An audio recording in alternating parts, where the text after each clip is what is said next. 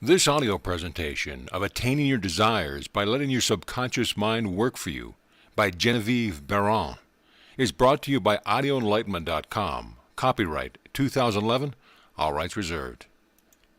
Dedication.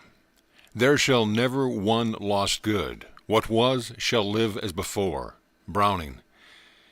I know that, whatever God doeth, it shall be forever. Nothing can be put to it, nor anything taken from it. That which hath been is now, and that which is to be hath already been, and God requireth that which is past. These pages, the outpouring of a full heart, I lay reverently upon the memory of a man who was a sage and a saint, teacher and a guide, and my dearly beloved friend, Judge T. Troward. Forward. All we have willed or hoped or dreamed of good shall exist, not its semblance, but itself. Browning. The thing that which hath been done, it is that which shall be, and that which is done, is that which shall be done. The sage of the centuries, each one tincturing his thought with his own soul essence, have united in telling us that, as a man thinketh in his heart, so is he. It has been established by the experience of the ages that always the law is the same. But how shall one thing in his heart, so that only goodness may blossom and ripen into rich deed and rare result? What is the apparently mysterious secret by which life's dull metal is transmuted into precious mintage? It is my purpose to tell you in this little book.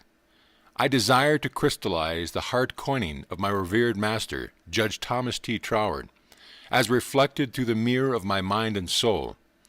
I have adapted as my means of expression the dialogue style, familiar to all students of the greatest of all speculative philosophers, Plato. I am convinced through years of study of this almost superhuman mind that this literary form is the one most nearly calculated to convey the most subtle shades of meaning, the richest depth of soul sounding. I know that my readers will agree with me that if they will put themselves in my place as students, and let me answer them as my master answered me, it will clarify their interest and intensify their joy in these lessons. What I wish particularly to convey to you within these pages is the method of scientific right thinking, and to awaken in you the desire to try to use these methods in order to form the habit of thinking only the thoughts you wish to see crystallized in a worthy achievement of results. In addition, I want to direct your thoughts toward a better understanding of that Spirit of God, or good, which points the way to the rosest dawn of a new civilization.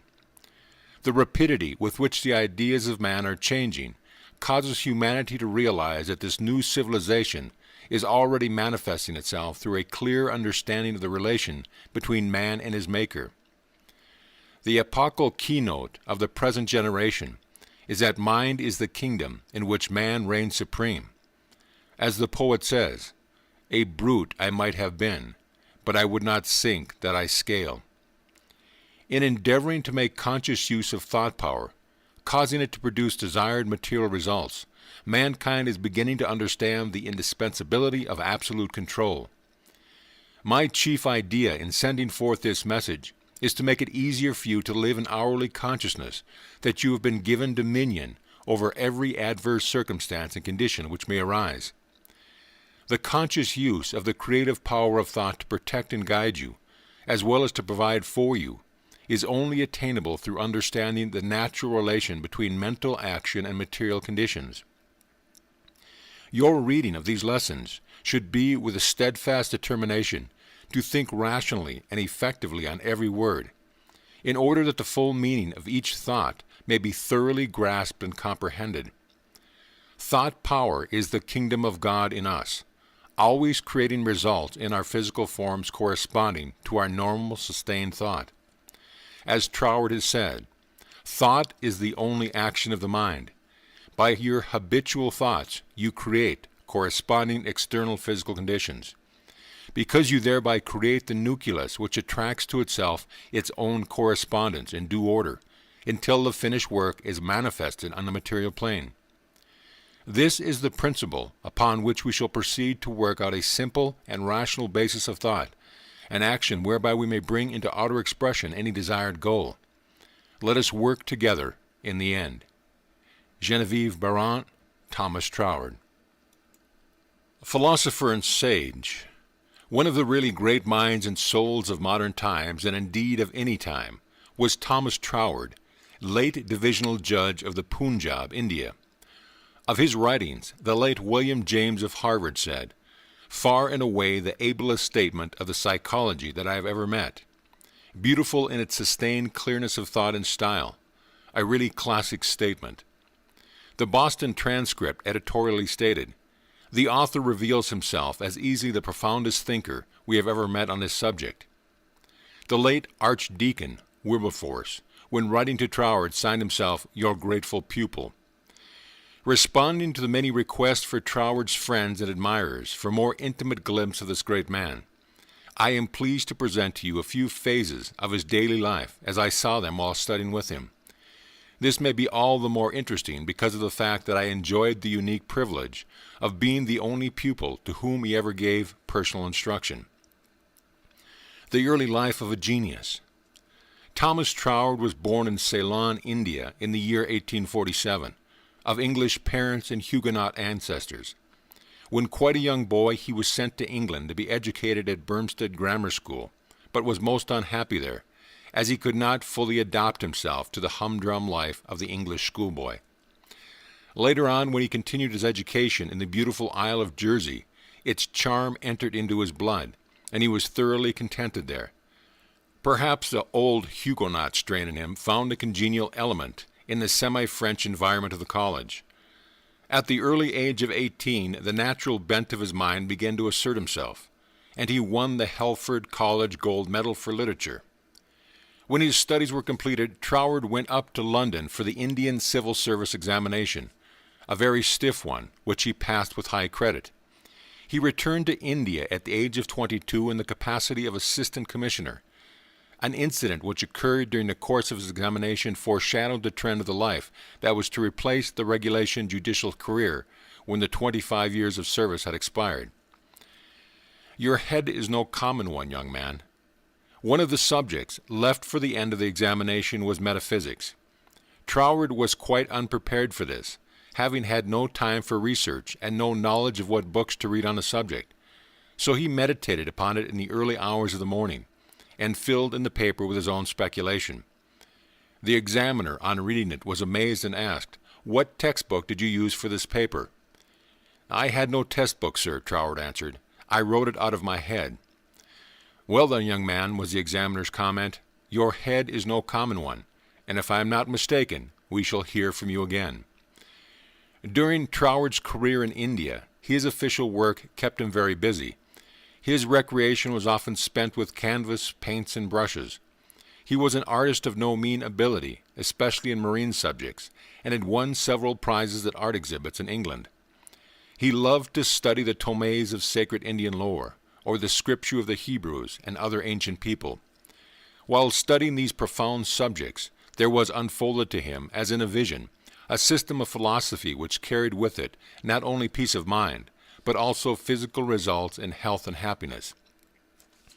When relieved of his burdensome official duties in the Indian court, he returned to England, where a manuscript of some 100 folios slowly came into existence.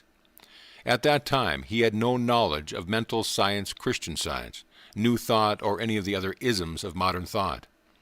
His views were the result of solitary meditations and deep study of the Scripture. The first edition of the now famous Edinburgh Lectures was published in 1904. It was received with the almost unanimous opinion that its value could not be overestimated, as was true of his subsequent volumes, Bible Mystery and Bible Meaning, proved especially attractive to churchmen. His books, by sheer worth, have found their way almost all over the world. In the United States alone, more than 50,000 copies have been sold. Perhaps no one was more astonished at their warm reception than their simple-hearted, fun-loving author. An intimate description. In physique, Judge Troward was not the usual English type, but was more like a Frenchman, of medium stature, and not over 5 feet 6 or 7 inches tall. He was dark-complexioned, with small, bright eyes, a large nose, and a broad forehead. When I knew him, he had a drooping mustache sprinkled with gray. He had the bearing of a student and a thinker, as is indicated in his writings. His manner was simple and natural, and he exemplified a spirit of moderation in all things. I never saw him impatient or heard him express an unkind word, and with his family he was always gentle and considerate. He seemed to depend entirely upon Mrs. Troward for the household management. Only in the intimacy of his home did he entirely reveal his charming geniality and radiating friendship. His after-dinner manner was one of quiet levity and a twinkling humor. He would enter into the conversation or parlor games of the family with the spirit of a boy. He did not care for public amusement. One evening, after an excellent dinner of soup, joint of lamb, vegetables, salad, dessert, and wine, he rolled a cigarette, and to my great surprise offered it to me with the query, "Do you smoke?" Receiving a negative reply, he began to smoke it himself. Noticing my poorly concealed expression of surprise, he remarked, "Why should you be shocked at anything which you can thank God for?" "I can thank God for one cigarette after, possibly a second, but never a third." After he had finished his smoke, his youngest daughter, Budea, played the violin for us. I observed he became completely absorbed in the beautiful harmony. He told me afterward that although he was intensely fond of listening to music, he was in no sense a musician. Although Troward did not indulge in outdoor sports, he loved nature, and would sit for hours by the sea with his sketch pack, or tramp the lonely moors in solitary meditation. He said there were times when he obtained his best inspirations while walking in the open. He often invited me to go with him, although frequently he seemed to be unconscious of my presence, being entirely absorbed in his own thoughts. Truth from the trance. At times he would lapse into a trance-like swoon, his Maltese cat on the table by his side, the swoon sometimes lasting for hours. At such times the members of his family would take particular care not to disturb him.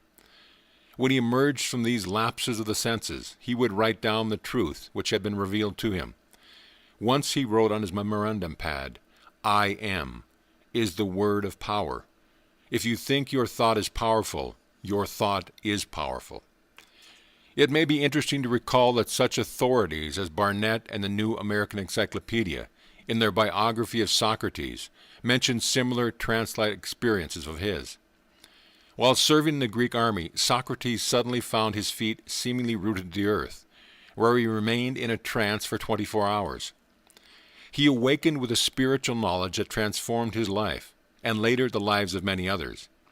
The similarity of the life of this Athenian philosopher to that of Troward is that both relied chiefly upon intuition and common sense for their theory and system of living. A difference between Troward's teaching and that of Christian Science is that it does not deny the existence of a material world. On the contrary, he teaches that all physical existence is a concrete corresponding manifestation of the thought which gave it birth. One is the complement of the other. I once asked him how one could impart to others the deep truth which he taught. "By being them," he answered. "My motto is, being and not possessing is the great joy of living." Following a trusted guide. Judge Troward, although modest and retiring in his habits of speech and slow to express a personal opinion, was always willing to discuss any current subject, but extremely reticent and diffident about his own writing. Never to my knowledge did he mention them unless approached on the subject. As a teacher, he was positive, direct, and always impersonal. When our lesson was given indoors, he always sat in a large Morris chair, and seeming not to be aware of my presence, he would think aloud. To follow his thought was like following a trusted guide through the most difficult places, the darkest and least explored regions of thought. As I followed, the personality of the man became obscure, and I was only conscious of the clear, commanding voice, and the light of the inward torch which he bore. It was beyond doubt quite natural that he who made so clear the true meaning of individuality should in his teaching betray little of the personal or emotional element. After I had been carefully guided to the most comforting conclusions, in the same quiet, unassuming manner as in the beginning of our mental journey, my guide would gently remind me that he had given me a few suggestions which I might follow if I felt inclined, but which were offered only in the friendly spirit of a fellow traveler. He always tried to impress upon me that every effort to accomplish mental control, which in turn meant control of circumstances, should be undertaken with absolute confidence of success. The length of a lesson depended upon my ability to absorb what he was telling me. If he were convinced, if 15 or 30 minutes, that I understood quite naturally the reason why, for example, if a thing is true, there is a way in which it is true, that lesson was concluded. If it took me an hour or more to get into the spirit of his thought, the lesson was prolonged. At the end of the lesson, he would quietly remark, "Never forget that seeking has finding as its correlative, knocking, opening." With this reassuring statement, he would light his lantern and step into the denseness of the night to walk 3 miles to his home. A home-loving philosopher. Being a home-loving man, Troward delighted in his flower garden and in the intimacy of his home, which he had provided with every comfort. He particularly enjoyed the seclusion of his studio and study, which were arranged to meet his personal needs and moods. His studio was in the most remote part of the house, and here he would spend hours of relaxation with canvas and paints. His study, however, was on the ground floor, and to it he would retire for meditation and research, usually in the early hours of the morning. He rarely worked at night. He had spent the greater part of the day he died sketching out of doors. When he did not join his family at the dinner hour, Mrs. Troward went in search of him. She found him in his studio, fully dressed, lying on the sofa in a state of physical collapse. About an hour later he passed away. The doctor said that death was caused by hemorrhage of the brain. I am sure that Troward would have said, "I am simply passing from the limited to the unlimited." He died on May 16, 1916, in his 69th year. On the same day, the Archdeacon Wilberforce was laid at rest in Westminster Abbey. It was no ordinary link that bound these two men, as you will note in the reproduction of the letter which follows, Troward's last letter to me. Thomas Troward regarded death very much as he would regard traveling from one country to another. He remarked to me several times that he was interested in the life beyond and was ready to go. His only concern seemed to be the sorrow that it would cause his family and wife. When the time came, his going was exactly what he would have wished it to be. I hope that these few intimate touches will give to Troward's friends and admirers the information they desire concerning him. I will add a more personal touch for you by presenting herein one of his first letters to me, with facsimile of his handwriting. Genevieve Baron. Letter. Dear Mrs. Swink, I think I had better write you a few lines with regard to your proposed studies with me, as I should be sorry for you to be under any misapprehension, and so to suffer any disappointment. I have studied the subject now for several years, and I have a general acquaintance with the leading features of most of the systems which unfortunately occupy attention in many circles at the present time, such as Theosophy, the Tarot, the Kabbalah, and the like, and I have no hesitation in saying that to the best of my judgment all sorts and descriptions of so-called occult study are in the direct opposition to the real life-giving truth, and therefore you must not expect any teaching on such lines as these.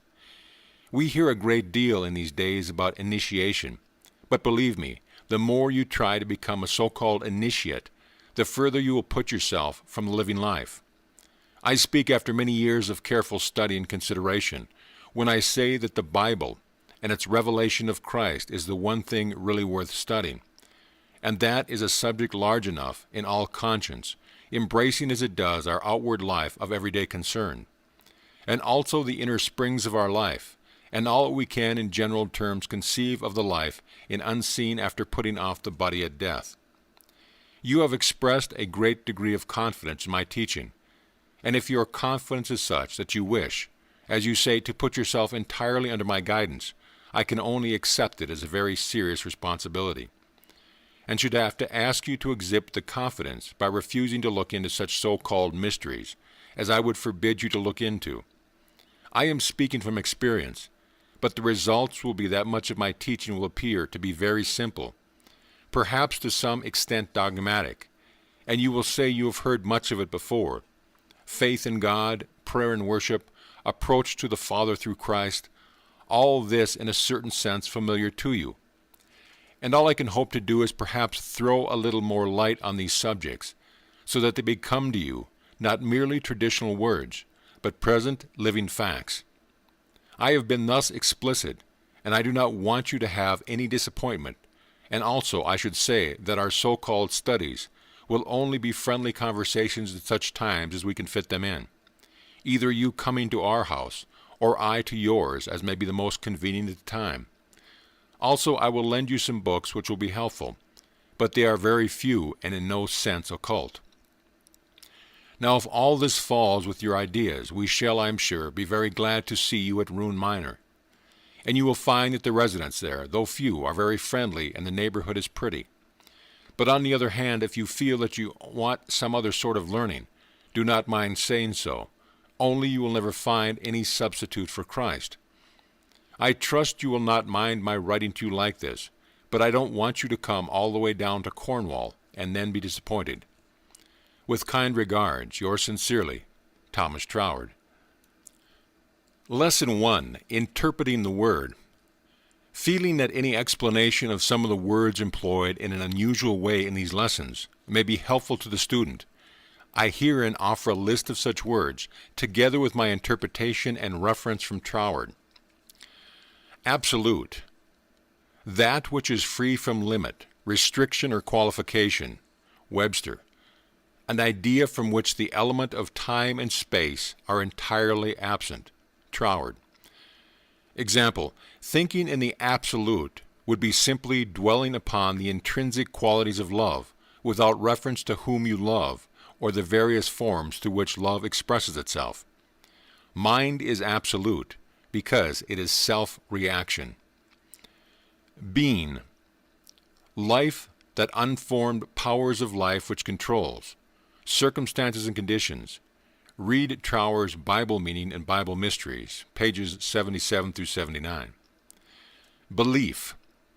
A certain quality in the creative power of thought, which manifests on the external plane in exact correspondence to the quality of belief entertained. If you believe that your body is subject to disease, then the creative power of thought of disease results in a diseased body. Read Troward's Edinburgh Lectures on Mental Science, page 14. Body.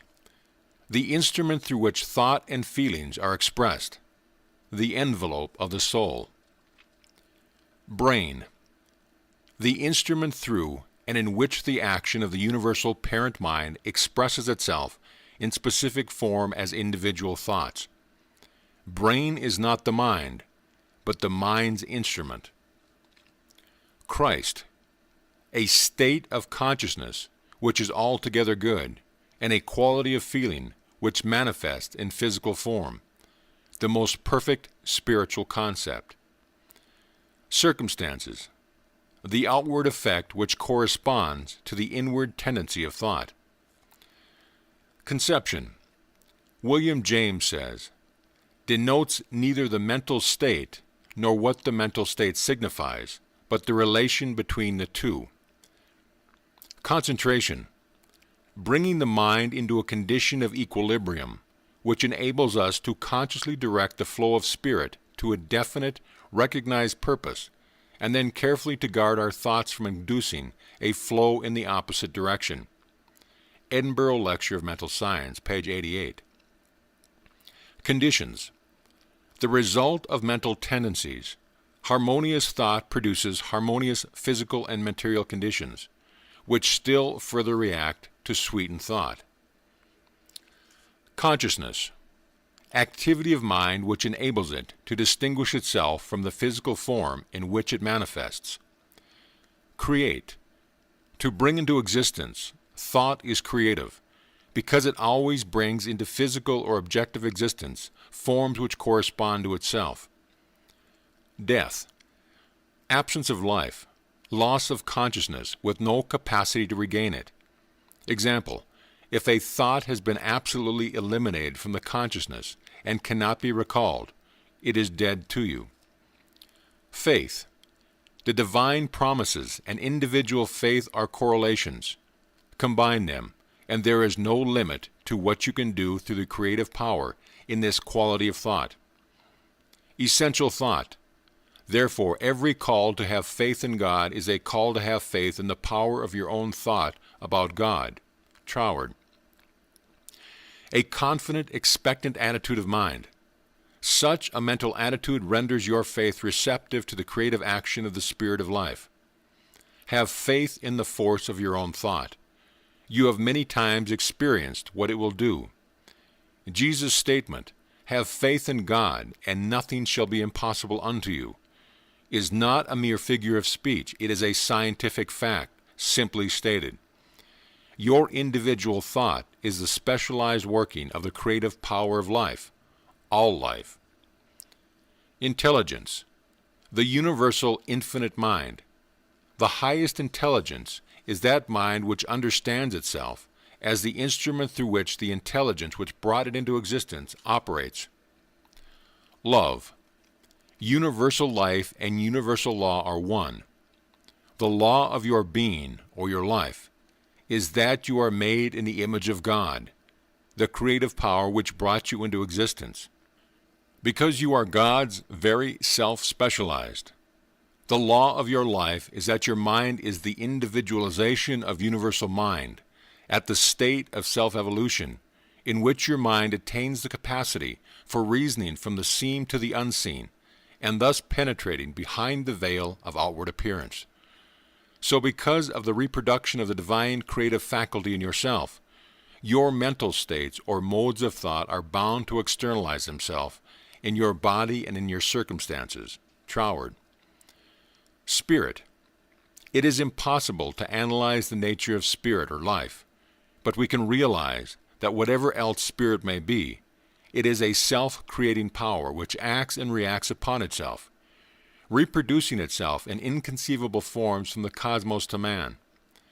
Just as your mind acts and reacts upon itself when you are memorizing, origin of all visible things.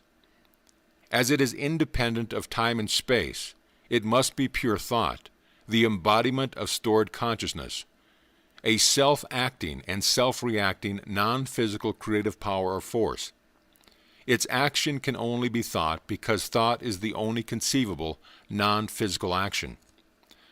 Thought, the specialized action of the original creative spirit or mind. Truth, that which lives in you is truth to you. Visualizing, inward or mental visioning, life's creating power taking particular form. The idea of producing in your mind the picture of any contemplated idea. Word. Your individual thought is the specialized word or action of the originating mind power itself. That which starts the etheric vibration of life moving in a special direction, corresponding to the word, which originates special movements. The seed which gives rise to the thing. Plant your word seed in the subjective mind of the universe, and you are sure to receive a corresponding thing, just as truly as poppy seed produces poppies. Faith gives substance to things unseen, the unseen word or thought. End of chapter. Lesson 2. How to get what you want. Ye shall know the truth, and the truth shall set you free. St. John 8:32. Sage. If a thing is true, there is a definite way in which it is true, and the truest thing in life is that it contains inherent within itself absolute joy and liberty of mind, body, and affairs. Pupil. Do you mean that my understanding of life's laws can give me the realization of perfect liberty in my individual life? Sage. Yes, providing you do not make the common error of judging everything from a material standpoint only. Recent research in physical science has established the fact that there is enough power in a lump of clay to destroy a city. All the average mind is able to see is the inert clay, whereas in reality it is the physical instrument which contains the invisible power. Pupil. Then when I understand the law of vibration, I can get anything I want, achieve anything I desire. Sage. Life fills all space, and through the understanding and use of life's laws, you can give direction to a particular quality of creative force, which, if held in place by the will, is absolutely certain to reproduce in a corresponding physical form. What every human being wants is more liberty and more joy in life. From whatever angle you study the subject of life, you will find that degrees of livingness and liberty are invariably manifested by varying degrees of intelligence. What you would term inanimate life represents the lowest form of intelligence. In plant life, you recognize a higher degree of intelligence. To illustrate this, look at the flower. Is it not beautiful? Does it not prove to you the indisputable presence of a great intelligence, which is expressing itself as beauty, form, and color, and above all, joy? Pupil. Yes. Sage. Still, you will not find it difficult to recognize in the animal kingdom a quality of life and intelligence which is greatly in advance of what manifested in the flower. Then the intelligence which expresses itself in the mind of man as the power of initiative and selection is the highest expression of intelligent life. Thus you see that the inanimate, the plant, the animal, and the human all represent the same universal life, the only difference being in the varying degrees of intelligence. For example, you are expressing a very high degree of intelligence in desiring to understand the laws of life. When you have discovered some part of these laws, you will ascend the scale of intelligence as you make practical application of your discoveries. Another example, two men leave college with the same degree and situated very similarly relative to social and financial position. Both study the laws of mind. Both are obliged to struggle. One, by making a great mental effort, keeps mentally above the discouraging conditions and finally becomes a smooth reed, while the other one becomes disheartened and ill, barely eking out a miserable existence. You can readily see where the high form of intelligence was manifested in these two cases. Intelligence was there, but it could only grow by being used constructively. How degrees of intelligence prove man's place in the universe? Sage. The greater your intelligence, the more easily you can call into action the highest order of creative energy. The more highly you develop your intelligence, and I do not mean by this intellectually or book learning, I mean self-education, the more you will find your old limited ideas of what you are not, cannot be, do, or have, imperceptibly slipping away. By using your intelligence and resting upon it to guide your Godward, you will come to recognize that you are as much part of the very highest intelligence as a drop of water in a part of the ocean. This steady recognition on your part, carried into your everyday affairs, will give you control over adverse circumstances, which you realize are, after all, only effects of lower degrees of intelligence, and will deliver you from falling a victim of material universe. You are not a victim, you are a part of the universe. Pupil. Just what do you mean by effects of lower degrees of intelligence? Sage. I mean by a lower degree of intelligence, one that is unable to recognize itself as being one of the highest forms of life. The highest degree of intelligence is that form of life which is able to recognize itself as related to all existing intelligence. For example, you can easily recall the last difficult situation you came through. It was the expression of the highest form of intelligence which enabled you to think your way out of it. The intelligence which distinguishes us from the ape. Sage. You recognized your difficulty, but you also recognized your intelligence as being able to draw to itself, from out of the whole universe, ways and means of meeting that perplexing problem. The law is ever the same. When you are convinced that every physical circumstance or thing has its origin in corresponding activities of the mind or thought, you are able to conquer adversity in any form, because you know you can always control your thoughts. You must always be determined to do your own thinking. Pupil.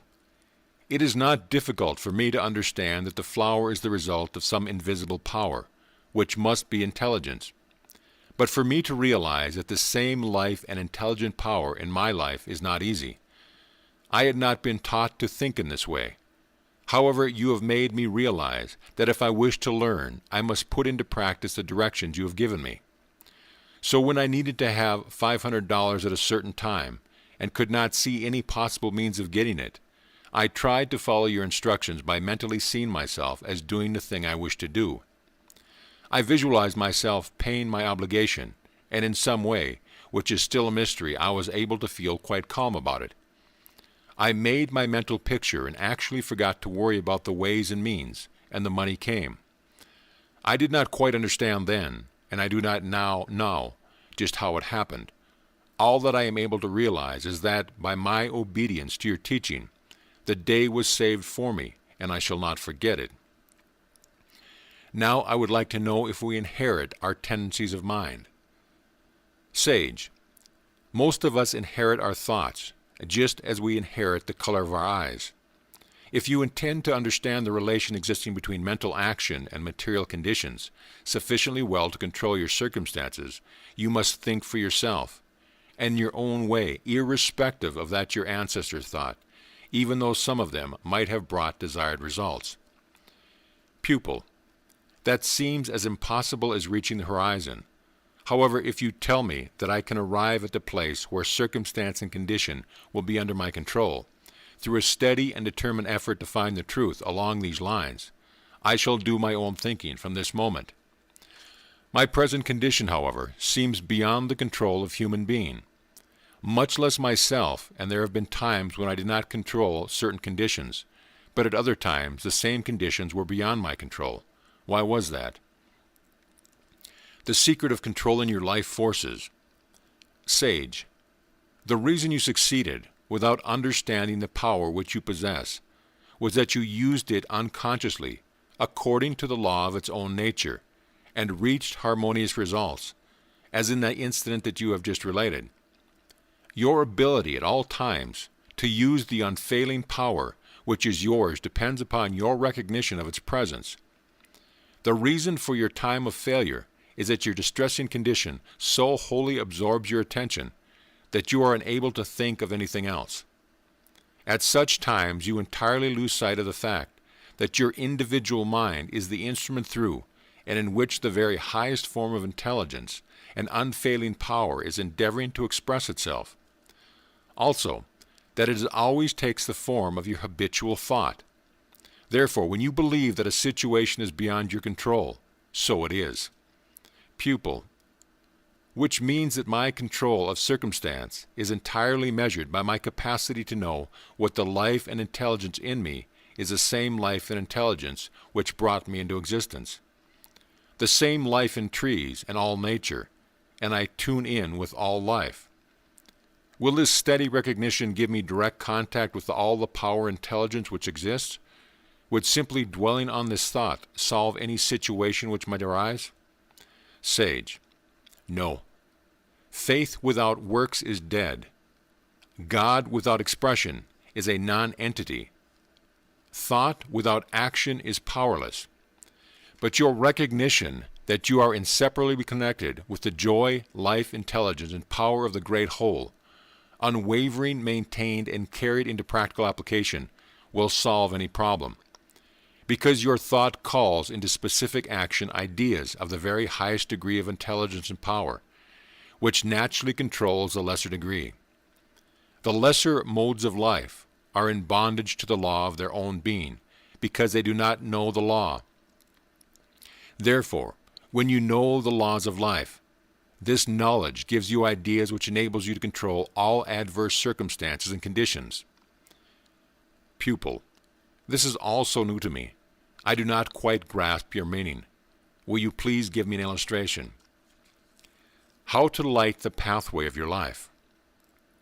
Sage, well, suppose you were in a room where every comfort had been provided for you, but the room was in total darkness, and you were unable to locate the thing you desired, although you were conscious of their presence.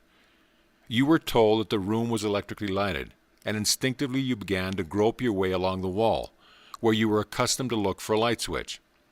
For hours you passed your hands up and down the wall as far as you would reach until you were quite fatigued. You were about to give up the search and make the best of a bad situation. But overlapping this thought, there came the resolve that you would not abandon your effort until you had located it. You were determined to enjoy the good things awaiting you, so you renewed your search, and with a feeling of assurance that ultimately you would find a way to turn on the light. After more fruitless endeavor, you paused to rest, and to wonder where the switch could possibly be. It must be here, and I shall find it, you said to yourself. And again you passed your hands over the walls, although you felt certain that you had gone over every inch that you could reach. This time your thoughts and movements were not quite so tense, although equally determined. As your hands moved slowly up and down, your mind caught the idea that the switch might not be on the wall at all. You paused a moment, and the suggestion that it might be on the floor suggested and registered in your consciousness. But reason stepped in and argued, impossible. Who ever heard of a light switch being placed on the floor? But the suggestion persisted. Why not try? You have gone over what first seemed the most reasonable places to find it. Try the floor. So then you began to reach out uncertainly with your feet for some protection on the floor, which might be a light switch. Finding the light.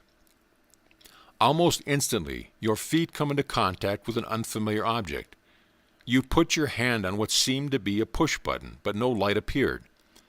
Nevertheless, you now felt quite sure that you had located the switch. You paused and involuntarily asked yourself, how does this thing work? It won't push and it won't pull. Back came the answer within yourself like a spoken word. Sideways. You moved it sideways and the room was flooded with light.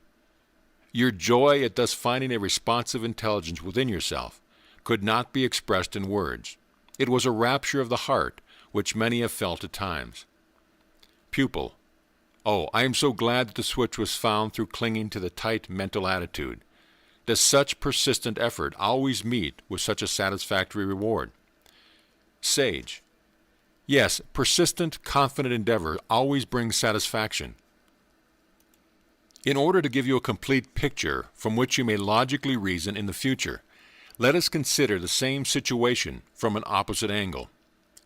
Imagine yourself in the same room under the same conditions.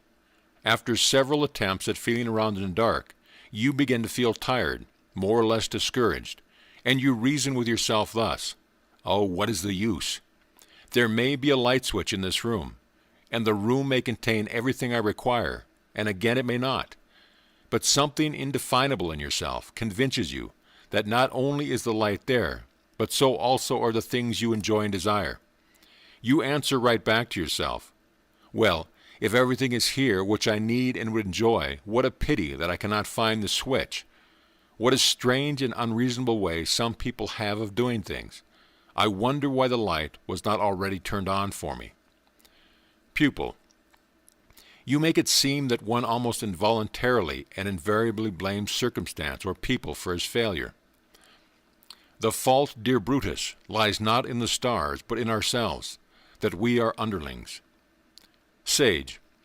You must admit that it is rare to find anyone who realizes that the cause of his failure or continued misfortune lies within himself.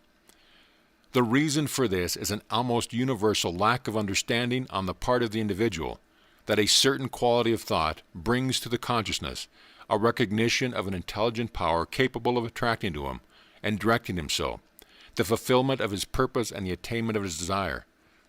On the other hand, the inversion of the same power effects a negative result. Pupil. You mean that a certain quality of thought enables one to do and be what he wishes, while the misuse of the same power seems to thwart one's purpose. Sage. Yes, the idea is to use your power of thought and feeling positively in order to attain positive results. Use it negatively, and you get negative results. Because the unchangeable law is, intelligence always manifests is responsiveness. The whole action of that evolutionary process of life, from its first inanimate beginning up to its manifestations in human form, is one continual intellectual response. If you would induce yourself to recognize the presence of a universal intelligence which permeates all nature, you must also recognize a corresponding hidden deep down in all things, in the trees, the weeds, the flowers, in the animals, and in fact in everything which is ever ready to spring into action when appealed to. It will respond to your call as a child would obey when bidden to come and play. In your first experience in the dark room, your all-absorbing thought was not so much about the darkness as about the light and how it could be turned on. The positive I will quality of your thought brought up from the depth of your inmost soul a steady flow of intelligent power, which finally penetrated through to your intelligent and guided your hand to the switch. Pupil, but the second time, when I also thought I must find the switch, there was no enlightened response. It seems to me that this is one of everyday experience. The first case seems like a miraculous coincidence. Don't look for coincidences in life. Every effect has its cause. Sage, oh no, all is life, and all is law and order. There are no coincidences in reality, no happen-sos. You will realize this if you will recall some of your own experiences similar to the ones used in the illustration. You often feel that you must have light, and after several attempts to avail yourself to it, your thought and feeling settle into the I cannot do it groove. It may be possible for those who know how, but I don't, etc. The best method of learning the truth about this is to live your past experience over again. Analyze what your thought and feelings were when you succeeded and when you failed. Then draw your own deductions. No written or spoken words equal this kind of instruction. Remember that all space is filled with a responsive intelligence and power, ever ready to take any form which your sustaining thought demand creates. This power can work only in terms of the thought instruments through which it operates. Humanity generally admits Jesus' ability, Jesus' power to use the spirit of intelligent life to produce material conditions, as in turning water into wine, but they doubt their ability to use the same power in themselves, in spite of Jesus' assurance, all things are possible unto you. Now this statement is either true or false. If true, it is because your mind is the instrument in and through which this intelligent principle of life takes initiative action. And this action in turn is always in accordance with the laws of life, which are subjective in their nature. Life's great purpose is to express joy, beauty, and power. Pupil, am I right in concluding that this lesson in life, which is ever-present, limitless, intelligent power, is ready at all times to be guided in any direction that my sustained thought may give it? If I permit to be anxious, discouraged, dissatisfied, I bring into action repelling destructive forces. Life's purpose is to give expression to its joy, beauty, and power through its particular instrument, my thought. Is this right? Sage, you have grasped the letter of the lesson in a remarkable way. Now it remains only for you to experience the happiness of what you have learned. Do this putting by your knowledge to practical application, never losing sight of the fact that no matter what justification you may think you have at the time, any feeling of discouragement, dissatisfaction, or anxiety causes the fulfillment of your right desire to recede further and further away from you. Whereas by persistent and determined endeavor to trust your own desires and ambitions as a specific expression of the universal loving, guiding, and protecting principle, you will find that your supply for their fulfillment will unfold to you greater and greater liberty in every direction. Pupil, when one does not wish to entertain negative thoughts, how can the sense of discouragement and anxiety be shut out? I am sure that it is not because one enjoys feeling worried that it seems so difficult to eliminate it. Do you mean that it is as possible to snap out of a thought one doesn't want as it is to step from one room to another? I should like to know how that is accomplished, as I have many unwelcome thoughts which I am wholly unable to dismiss at the time. After a period they leave, but it seems to me they use their own sweet will about it. I have honestly tried to rid myself of thoughts which seemed to cling all the tighter when I tried to throw them off. It would be wonderful to cast off a thought as one would a garment. How can it be done? Sage, by keeping a positive attitude of mind regarding your inmost desires as an accomplished fact, whether it be for a state of mind or for a thing. You cannot think positive and negative at the same time. Pupil, oh, is that true? It seems to me I have often been speaking to someone on a certain subject, while my thoughts were on an entirely different one. You can actually think of only one thing at a time. Sage, you were thinking one thing and saying another. You had only one thought. You automatically said one thing while thinking another. In short, your words were not the expression of the thought in your mind. Suppose you give yourself a test. Try to think of yourself as a success and a failure at the same time. You will find it impossible to think positively and negatively simultaneously. In our next lesson, we will take this up more extensively and prove why it is true. Also, why you as an individual can control circumstances, whether they be mental, physical, or financial, through the understanding of your personal relationship to the intelligence which governs the universe. Pupil, I know that what you say is true, but just what method should I employ to accomplish this? There are times when I become cross and impatient with myself, because I give way too much anxiety and fear, the very things which I know now will cause my defeat. And yet I will do it, just as I will eat something I like even though I know it will disagree with me. Could you give me a formula of how to use at such times? How to drive anxiety out of your mind. Sage, when the triad of enemies, fear, anxiety, and discouragement assails you, poisoning your mind and body, weakening your power to attract what you want, begin instantly to take deep breaths and repeat as fast as you can, aloud or silently, the following affirmation, which is an antidote to the poison and a powerful assurance and attraction of good. The life in me is inseparably connected with all the life that exists, and it is entirely devoted to my personal advancement. If you are alert and can make this affirmative thought overlap the negative, anxious suggestion, you will very soon free yourself. If the tendency to dwell on these erroneous beliefs keeps recurring, go where you can be alone, repeat your affirmation, and endeavor to lift your mind up to your words, much as you would lift your breath from the bottom to the top of your lungs. Never be impatient with yourself, because you do not quite succeed in your every endeavor. It is your intention that counts, not necessarily the absolute fulfillment to the letter. The all-knowing power that is, understands and rewards accordingly. Be diligent and patient, and you will surely succeed. End of chapter. Lesson 3. How to overcome adverse conditions. There is nothing either good or bad, but thinking makes it so. Shakespeare. Sage. If you wish to overcome adverse conditions, or to maintain a favorable one, it is necessary to have some knowledge of the fundamental or originating spirit and your relation to it. The true order of these fundamental principles of life, which you are endeavoring to understand, does not require you to deny the reality of the existing physical world, or to call it an illusion. On the contrary, by admitting the existence of the physical, you thereby see the completion of a great invisible creative process.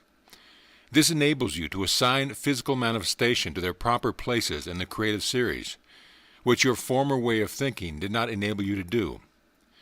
You now realize that, while the origin of life is not in itself physical or material, it must throw out physical and material vehicles through which to function as its means of expression in varying degrees of intelligence, such as the vegetable or the animal kingdom and the human, as illustrated in our last lesson. All are forms of life because of that inner principle of being which sustains them.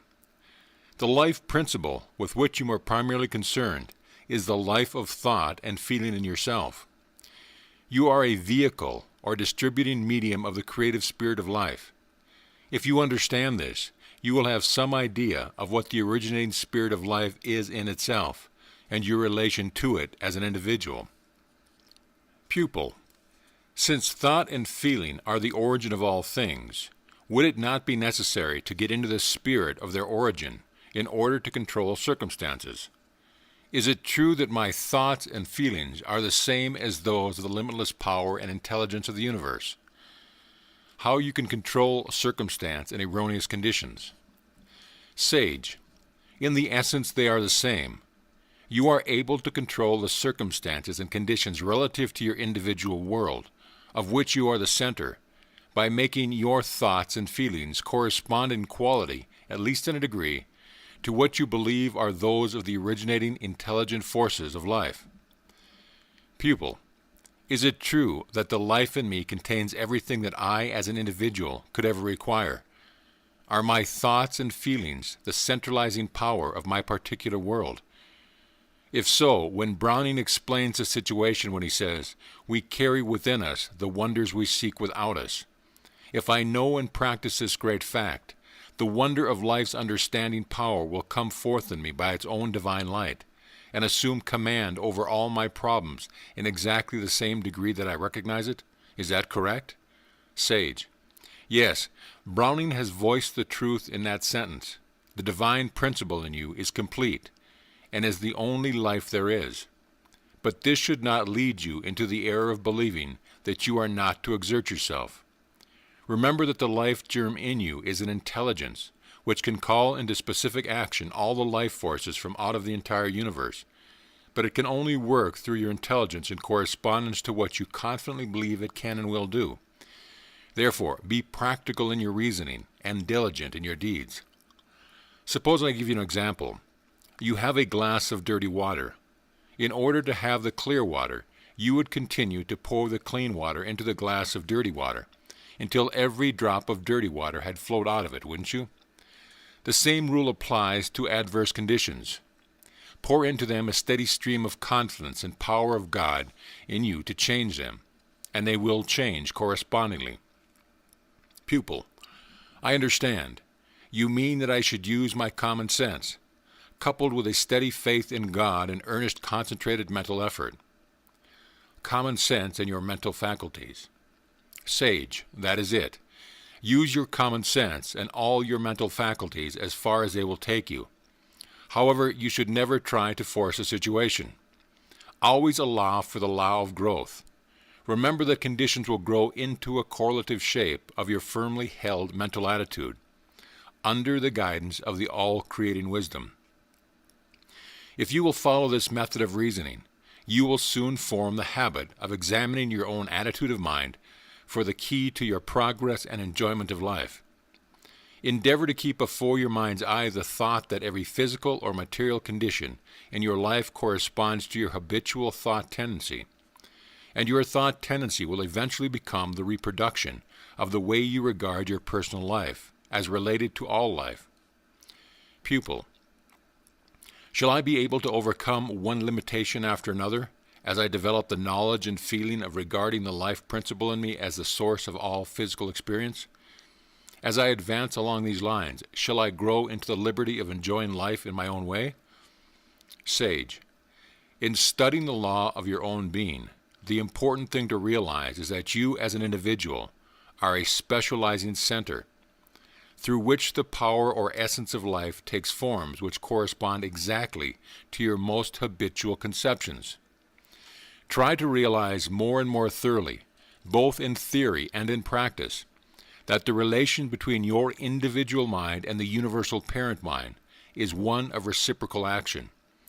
Grasp the principle of reciprocity, and you will comprehend why you fall short sometimes of enjoying life, and how you can attain a full enjoyment, just as the law of gravitation shows why iron sinks in water and can also be made to float. Pupil, it is rather difficult for me to understand what you mean by the reciprocal action between my individual mind and the universal parent mind. Suppose I am facing a big financial problem, and I endeavor to bring my mind into a state of confident expectancy through meditation upon the ever-present supply in all forms of life, and by repeating an affirmation which seems logical. Would that do it? Where does the reaction come in, and how? If my happiness in life depends upon this understanding, and upon living in a state of conscious reciprocity with the parent mind, it seems just now that it is a long way off, because I do not grasp your meaning. Should I feel a reaction within myself when striving for a certain state of consciousness? How your mind is related to the universal mind. Sage. We said in our last lesson that your mind was at the outcome of the great universal parent mind, which brought you into existence for the direct purpose of expressing itself through you. The reciprocal action between your mind and the parent mind might be compared with a tree and its branches. Your mind is a specific expression of the universal mind, from which it draws its power to think. Just as a branch of a tree is a specific part of a tree, not apart from it, but a part of it. Thus, between the universal mind or life and its own specialized expression, which is your mind, there is a perpetual interaction, as with the tree and its parts. Its branches and its leaves are continually drawing sustenance from the parent trunk. Your thought action is the specialized, identical action of the universal mind.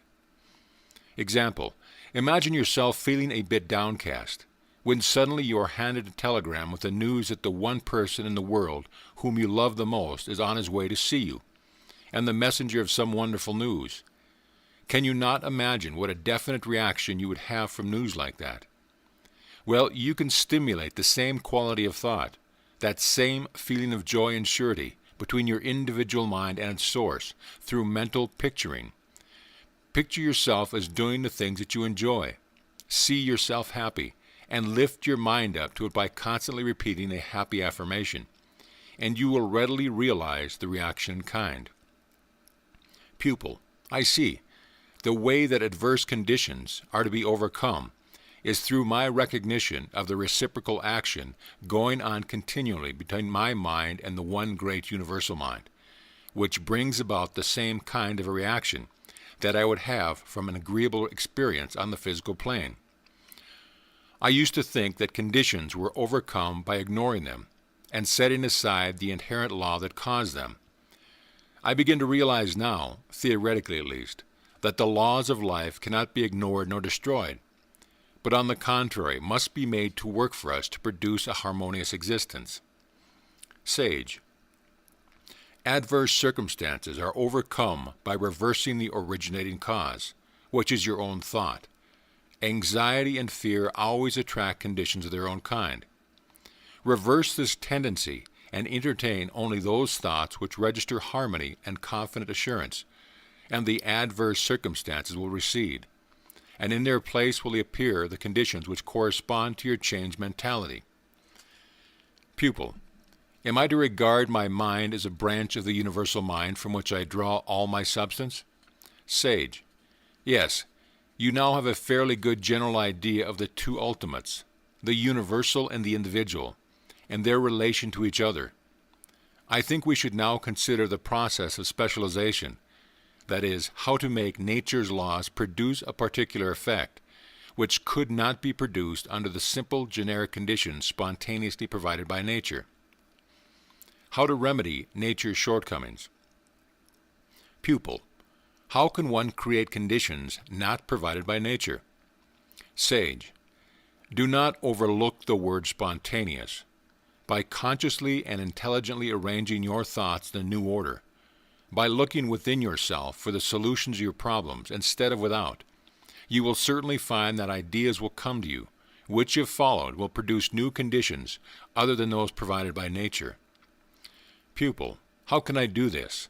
Is this brought about by causing my thoughts to correspond to those which I think the universal mind must have? Sage, let me give you an illustration of what I mean.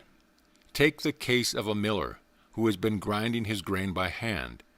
His instinctive feeling is that there should be a more efficient way of grinding grain, and he meditates a good deal on what this might be.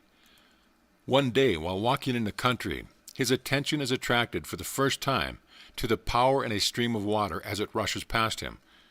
He pauses and reflects on how this power could be utilized for his particular purpose. Why not harness it and make it grind my grain, he asks himself. This unexpected inspiration thrills him through and through, not only because of its possibilities, but because of his feelings of assurance that it can be accomplished. Immediately, the desired result begins to picture itself in his mind, By the side of the stream he sees his gristmill working under conditions, with a great wheel attached to it revolved by the force of the running water, and thus grinding his grain. The force of the water, spontaneously provided by nature, has not been changed. It has been specialized to meet an individual requirement. How nature working through mind can grind the grain. Pupil. Naturally, the power of the water could not of itself have ground the grain, but through the interaction of the individualized, universal intelligent in the miller's mind, he made this power, spontaneously provided by nature, do his bidding, just as Burbank specialized nature's law by making cactus grow without thorns and blackberries without seeds. Sage. Yes, you have grasped my meaning. Your comprehension of the interaction between the water power or nature and the individualized intelligence in the mind of man is scientifically correct. You see now that it is an entire reversal of your old conception. Formerly, you took forms and conditions as symbols and inferred that they were the causes of mental states and material conditions.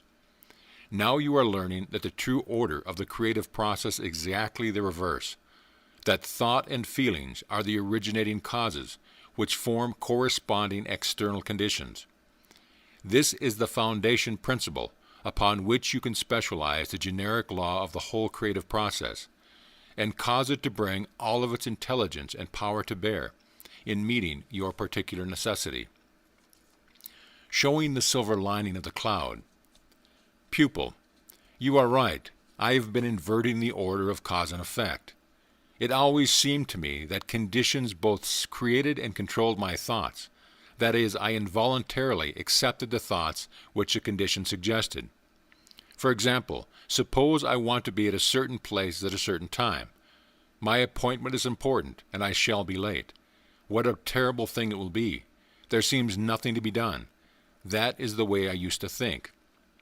Now, in the new order of thinking, I shall endeavor to mentally see myself as keeping my appointment, etc. I shall get into the spirit of the thought that nothing can impede my progress or thwart my purpose, and I am sure that a way will be opened enabling me to materialize this thought on the physical plane. I am sure that in some unforeseen way my engagement will be kept, satisfactory to myself and to the other person. In fact, I have experienced similar episodes. Sage. Yes, almost everyone has had such experiences as you have related, but very few profit by them. The law is, as a man thinks, so it becomes. If you wish to withdraw from an undesirable situation, you must adopt the scientific method of affirmative thinking and follow it up as a permanent factor in life. You will find that the universal causative power, call it what you will, always manifests as supreme intelligence in the adaptation of a means to an end. For instance, there is something which you wish to do, build a house, sell something, or do a kind of act for someone. It is this supreme intelligence, manifested through you, that guides your activities. Without it, you would be unable to outline your intentions, much less accomplish your purpose. Your intelligence is the instrument through which the one great intelligence of the universe is constantly taking specific form. This being true, every idea which registers in your mind was first formed in this one infinite mind. A continual recognition of this fact will enable you to find your way out of any sense of limitations which may arise in your individual experience. I once heard of a man who had an intense desire to do big things. He asked his teacher to think with him along the lines just discussed, that the intelligence of the universe was taking specific form in his individual intelligence. His teacher agreed, providing the student's desire was great enough to force him to arise every morning and take a 2-mile walk. Meanwhile, meditating upon this interaction between the universal intelligence and its special form, his mind. The student also was instructed to form the practice of making mental pictures for the precise purpose of developing his intuition and imagination. One suggestion was that he should see mentally himself walking along a beautiful, clear, flowing river, hearing the rippling water, and seeing the reflection of the trees on its clear surface, and then to transfer his mental picture to one depicting his own desire. After following this practice for 6 months, an idea of almost overwhelming magnitude came to his mind. This did not seem unnatural, however, as it was so completely in accord with his recent habit of picturing his all-absorbing desire. He joyously continued his walks, his meditation and visualization, and finally the universal intelligence manifested in its specific form, his mind, by giving specific directions to bring the big idea into successful operation. Pupil, could his mind have captured this big idea without the help of a teacher? Always learn to do your own thinking. Sage, certainly. The idea did not come through the teacher's mind. He simply started the student on the right track. No one can think for another. It was the result of his determined effort to recognize his own individual intelligence as the instrument in which the great intelligence was constantly taking form. All that the teacher did, all that anyone can do, was to help him to hold his thought along the path he desired to go. The help of the teacher strengthened his conviction and faith in the power of himself. Pupil, is this originating power of life a forming power as well as a creating and directing one? And did the teacher's thinking along the same lines steady the student's thoughts? Without the support of a more advanced mind, could anyone succeed in a great undertaking? Sage, certainly. If you are sufficiently convinced of the absolute truth of your method, you do not need any sustaining force outside of your own conviction. You miss the point of your relationship to the great whole if you do not realize that it is not only an originating, but also a forming power. Do you not recognize its forming power throughout nature? You would not think of trying to make a lily a rose. If you know that the same power that created the flowers also made your mind for the specific purpose of operating in it, you would soon learn to trust its formative nature in its operation through your intelligence. Pupil, I understand. It is the power of life in man which originates, creates, directs, and forms. In reality, there seems to be nothing whatever for man to do in this great scheme of things except to enjoy life, if he can only learn how. God and Company Limited. Sage, the law of life is God and company. You are the company, and you cannot in any sense be an idle partner if you wish to profit by the partnership. Your part is a big one, and there is plenty for you to do in providing a concrete center around which the universal divine energies can operate. Pupil, does this mean that to realize my oneness with the joy of life, I shall not find it as simple as it seems? Sage, no doubt there will be times when you will find it difficult to transfer your thought from externals to the interior realm of the originating principle, and to joyfully hold it there until external conditions correspond with the ideas you have in mind. But there should never be any strain. You are attracted to the universal mind as your source of supply, along the lines of least resistance. That is to say, along these lines which are the most natural to your individual and particular bent of mind. In this way, you infuse into the universal mind your desires and ambitions, thus intensifying your power or attraction relative to the desire uppermost in your mind from the infinite forces. For instance, let us suppose that you feel very much alone, not altogether lonely, but alone, there is a difference, and yearn for congenial companionship. At a certain night and morning, go where you will not be interrupted, and mentally picture yourself walking with a companionable friend, no person whom you know, but an ideal one. Then see yourself riding with the same friend, and the two of you doing many happy things together. Keep your picture in mind until all a sense of loneliness has disappeared, and you feel an unmistakable sense of companionship. Let that feeling register in your consciousness, and try to recall it at will. And if you will practice in this way, you will very soon realize that this is the reciprocal action between your mind and the universal mind. Once this recognition is well established, your ideals will begin to express themselves in form. Pupil, then one's efforts should be wholly directed to the attainment of a higher degree of intelligence, rather than to the acquiring of material things? God will provide the food, but he will not cook the dinner. Sage, such a purpose is the very highest, and aspirations along this line would surely externalize corresponding things. Under no circumstance should you allow yourself to form the habit of idle dreaming. The material side of life should not be despised, for it is the outside of the corresponding inside and has its place. The thing to guard against is the acquiring of material possessions as your ultimate aim. However, when certain external facts appear in the circle of your life, you should work with them diligently and with common sense. Remember that things are symbols, and that the thing symbolized is more important than the symbol itself. God will provide the food, but He will not cook the dinner. Pupil, my part then is to cook the dinner, so to speak, to use the intelligence with which I have been endowed, by making it a power to attract, from out of the universe, ideas that will provide for me in any direction that I may choose to go, according to law? Sage, yes, if you choose to go with life's continual harmonious movement, you will find that the more you use the law of harmony through progressive thinking, the more intimately acquainted you will become with the law of reciprocity. This law corresponds to the same principles which govern physical science. That is, nature obeys you precisely in the same degree as you obey nature. This knowledge always leads to liberty.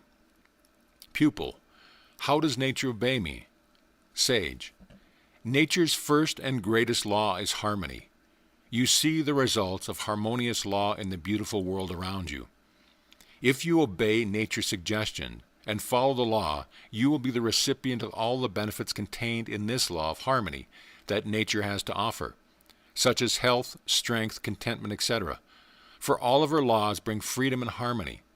You will find nature responding along the same lines, to the extent that your thoughts and acts are in accordance with her perfect laws. Pupil, is the power of thought always creative, and does it always create conditions corresponding to itself? Can one know this law sufficiently well to cause it to respond immediately? 15 minutes night and day are not enough. Sage, thought as thought is always creative, either good or bad. The length of time required for the corresponding physical conditions to appear in the circle of your individual environment depends entirely upon your ability to recognize that your desired course is a normal, already existing mental fact. It is not enough to get into the spirit of your reasoning for 15 minutes night and morning with the inward confidence that you are directing a certain unfailing power toward a desired physical manifestation, and then spend the remainder of your waking moments in doubt and fear. The whole question is, how does your particular sustained thought affect you? If it stimulates your feeling of faith, the response is immediate. Pupil, could you give me something to memorize which will help me to eliminate doubt and fear? Yes. The thought I use most frequently myself is this: my mind is a center of divine operation. The divine operation is always for expansion and fuller expression, and this means the production of something beyond what has gone before, something entirely new, not included in past experience, though proceeding out of it by an orderly sequence of growth. Therefore, since the divine cannot change the inherent nature, it must operate in the same manner in me. Consequently, in my own special world, of which I am the center, it will move forward to produce new conditions, always in advance of any that have gone before. From the Door Lectures. You should memorize this passage and meditate upon it, endeavoring to make your mind a center of divine operation, by entertaining only such thoughts as you feel are reflections of God's thoughts. Whenever you sense that your way to freedom is obstructed, make a strong endeavor to live with the spirit of your affirmation, and you will soon find your mind receiving ideas, which, if followed, will guide you into the path of absolute liberty. The devils of doubt and fear. Pupil, doubt and fear are the devil, are they not? Is not fear the more destructive of all wrong elements? It seems to me that it is ever present in one form or another. Can this monster be entirely eliminated from one's mind? Sage, surely, although fear is the most destructive of all the mental enemies, and as you say, seems to be ever present. Yet when you realize that your fear is just as certain to materialize as your faith, you will grow more and more guarded as to the quality of thought which you harbor. Practice makes perfect. Pupil, try as I will to inhibit fear, I am unable to succeed at present. At times I utterly fail, and I am overwhelmed with it. How to drive out fear? Sage, the moment you begin to feel fearful, get into the open if possible. Walk briskly for a mile or two, taking deep breaths, and holding your chin in and chest out. Think of yourself as a monarch of all you survey and assume a corresponding commanding attitude. Repeat with every breath this affirmation: I am breathing in the life, the love, and the power of the universe right now. Hold the breath a second, with the affirmation in the center of your mind. Then expel the breath with the same thought and send it out to mingle with the ether of the universe. I and my Father of love are one. If you cannot get out into the open, assume whatever you are the same attitude. Take deep breaths, repeat the affirmation, and you feel certain that you are protected and supplied with all the love and power which life has to give. Fear will disappear, and you can resume whatever you were doing. End of chapter. Chapter 4. Strengthening your will. All we have willed or hoped or dreamed of good shall exist, not its semblance, but itself. No beauty, nor good, nor power, whose voice has gone forth, but each survives for the melodist, when eternity affirms the conception of an hour. Browning. Sage. The importance of the will is so frequently misunderstood that I think we will consider its true nature and purpose for a while this morning. Almost everyone is conscious that willing is not imagining. What the function of the will is, for the most part, baffles and escapes our reasoning. Pupil, I understand that most schools of mental science teach that one should not try to use or even understand the will, because to make it conscious use of the willpower leads one astray. Sage, it is most important that you should have sufficient knowledge of your will not to misuse it, or to be led astray through lack of understanding its place and power. Pupil, is it a compelling creative power? Sage, correctly speaking, the will is neither one. It is in no sense creative. There are times, however, when a strong will can compel certain external combinations. Pupil, if willpower can produce certain external results, why not use it to that end? Sage, because I was not intended to be used in this way. Conditions brought into existence by mere force of will lack vitality. Consequently, the situations brought about by simple willpower disappear as soon as the will relaxes. Pupil, do the things which are formed into being through the power of a strong will disappear simply because they lack vitality, or because of the compelling power relinquishes its hold? Sage, both, because of the lack of any real life in them, and because the energy of the will which supports them is withdrawn. Pupil, I have read a great deal about the function of the will. What does it mean? The action or function of the will. Sage, it depends upon what you have read about the different kinds of will. The will is the power control in your mind, which holds your thought in a given direction until a result has been accomplished. For example, suppose you wish to go to a certain place. Without the will to go there, you could not even start, nor could you retain the thought of the place long enough to arrive. You would start in the right direction, and then, because there was no sustaining power in the thought, you might turn and go in another direction. Pupil, so it is the will which holds a thought to a given purpose until it is consummated, or keeps an idea in its place in one's mind until it is objectified in form. It might be termed a thought stabilizer? Sage, just so. It is the will which holds your mental faculties in positive relation to the creative power which does the desired work. Though it is always creative, as I have explained in my book, The Edinburgh Lectures of Mental Science, if using the word in its widest sense, we may say that the imagination is the creative function.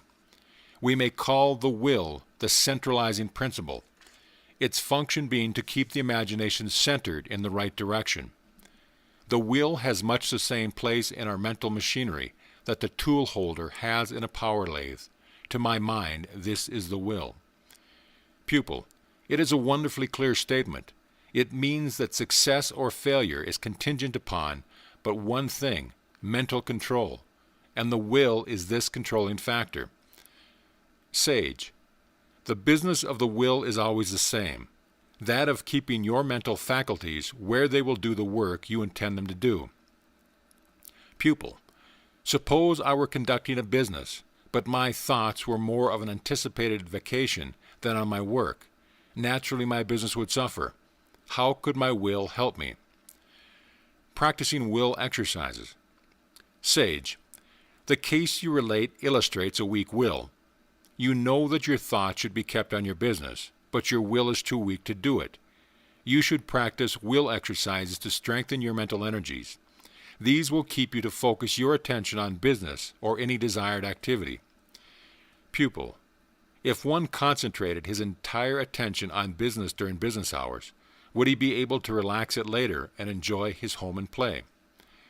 Sage, with a properly trained will, you can pick up a thought at choice, hold it until it has finished its work, then let it go again, and then pick up another thought, repeating the process again and again if you choose. In short, you can work when you work and play when you play. Pupil, no doubt it can be done, but it seems to me now that it would be a terrible strain. Sage, on the contrary, the well-trained, developed will maintains any position you desire without any strain on the nervous system, and its use is never followed by a sense of fatigue.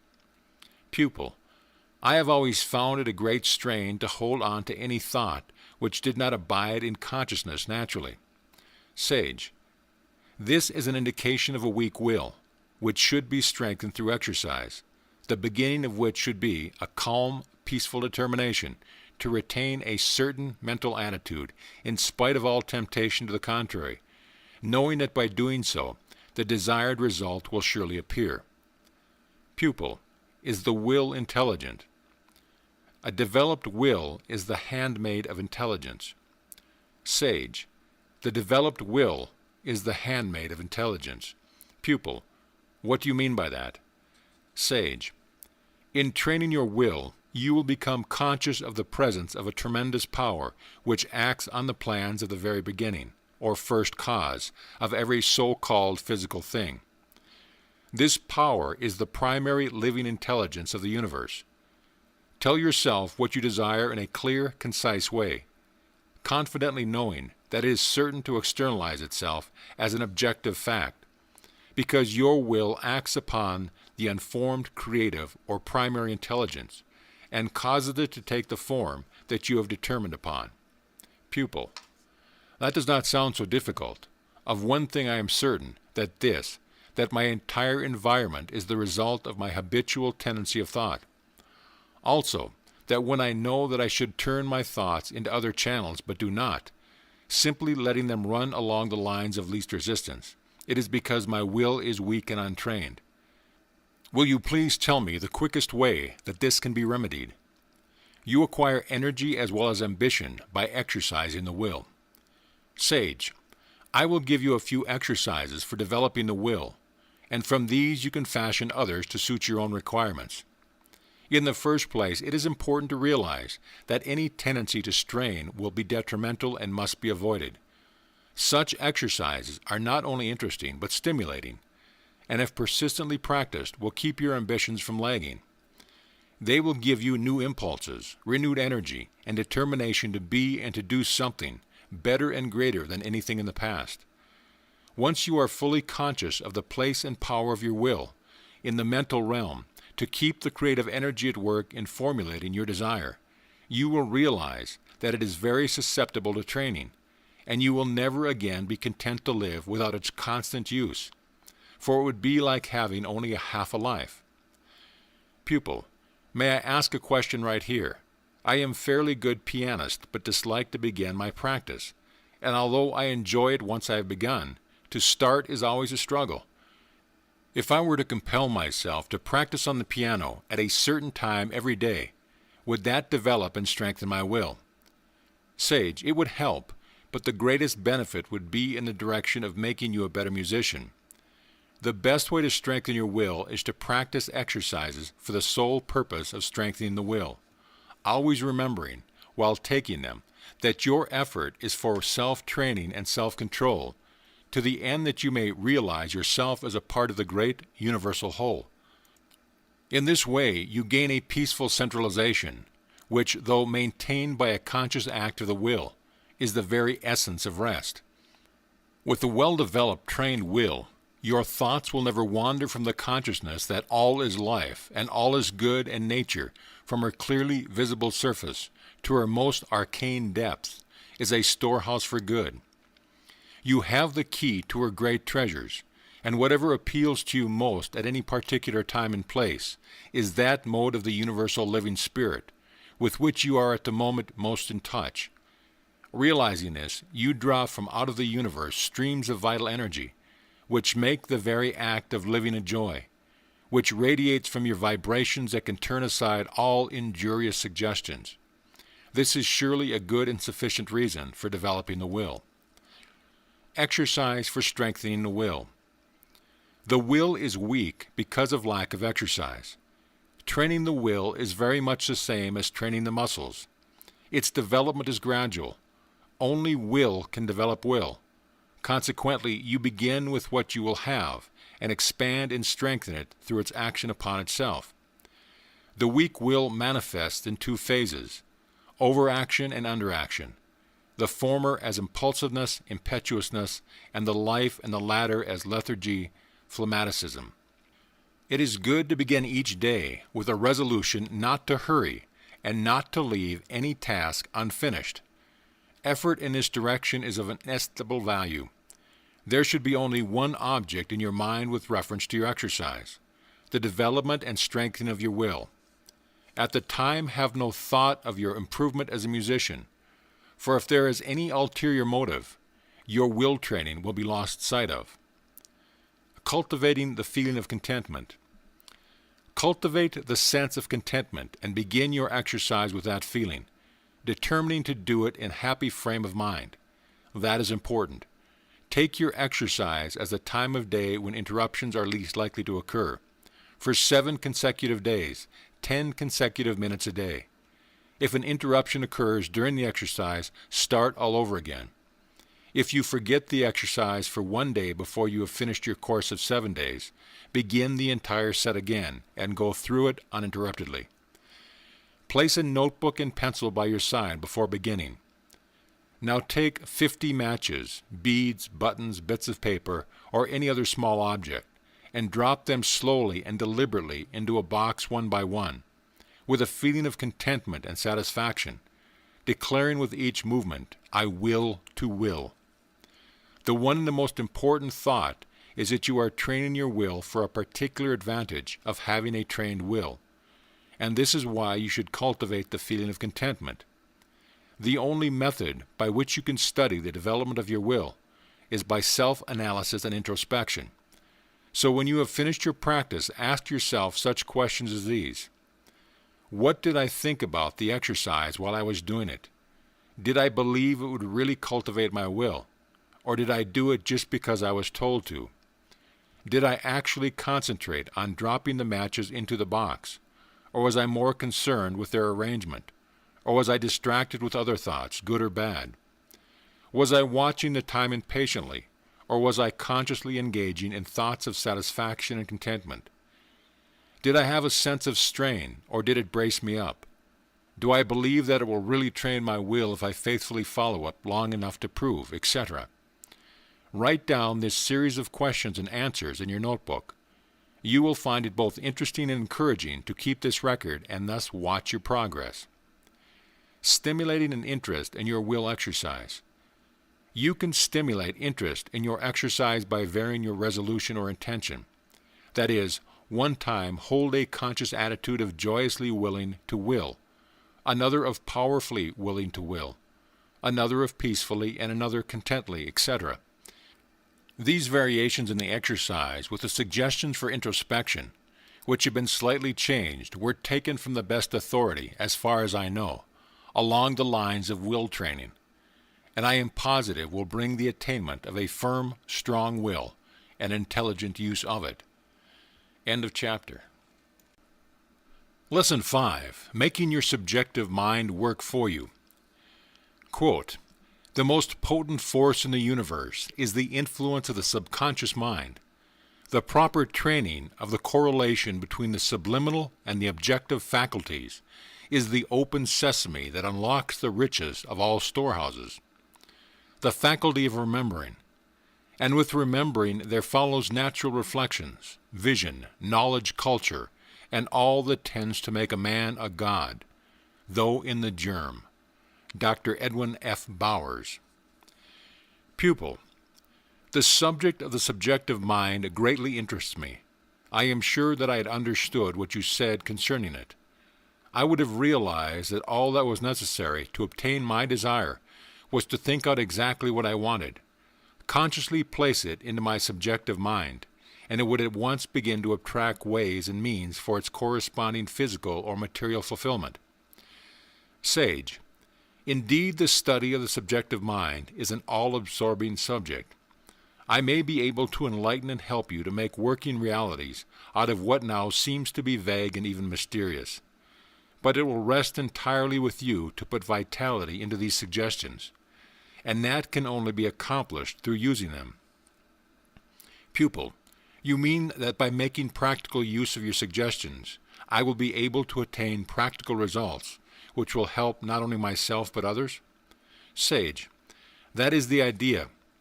It has always seemed to me that the average person prefers the satisfaction of giving to another what he requires, rather than helping or teaching him how to attract the desired things to himself, which would give him in addition a feeling of assurance and liberty. You would unquestionably enjoy giving to others, and the recipient would likewise enjoy receiving, but as a rule it tends to pauperize the spirit of independence.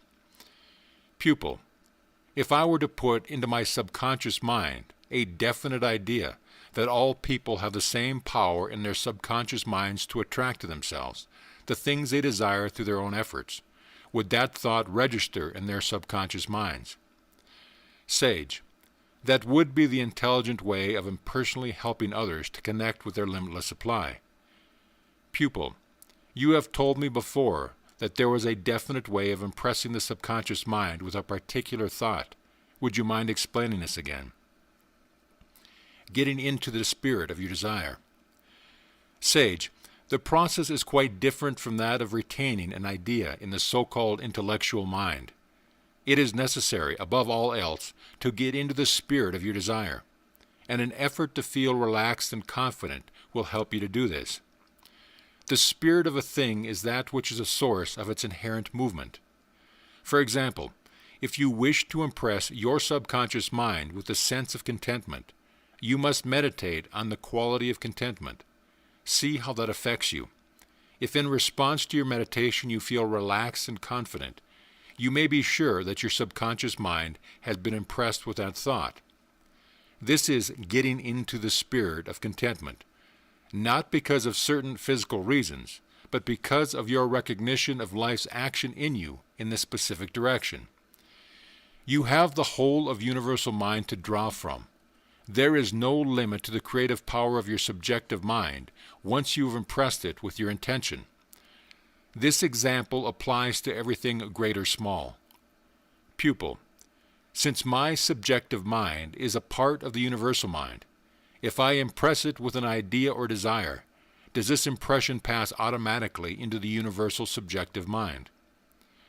Sage, your subjective mind is in essence the same as the universal subjective mind, with which it is inseparably connected. It should be understood that your subjective mind receives its impressions from the objective mind and never from material things. It is therefore necessary to withdraw your thoughts from the material or physical thing you desire, and to mentally dwell upon the spiritual symbol of it, which is the inherent source of its formation. How to visualize and objectify the mental image.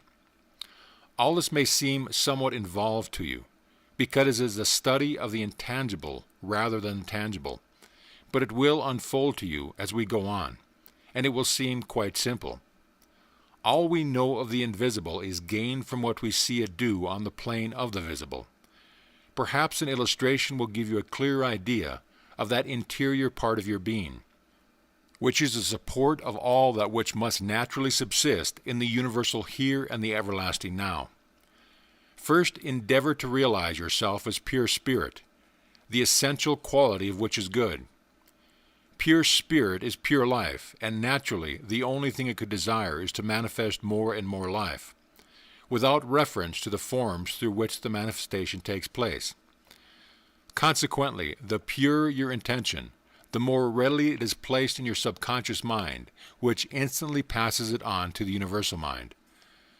For example, if you want a house, a certain kind of chair, a sum of money, or anything else, you should first ponder studiously on how the desired object originated.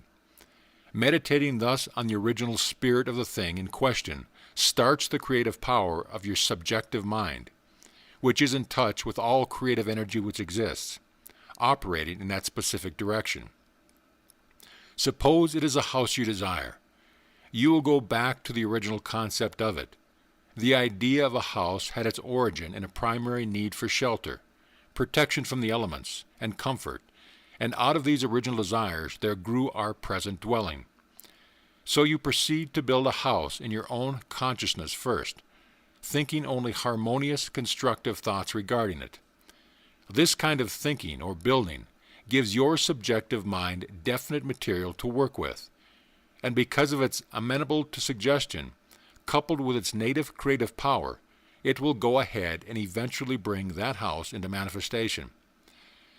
If I earnestly and righteously desire a certain kind of home, how shall I proceed?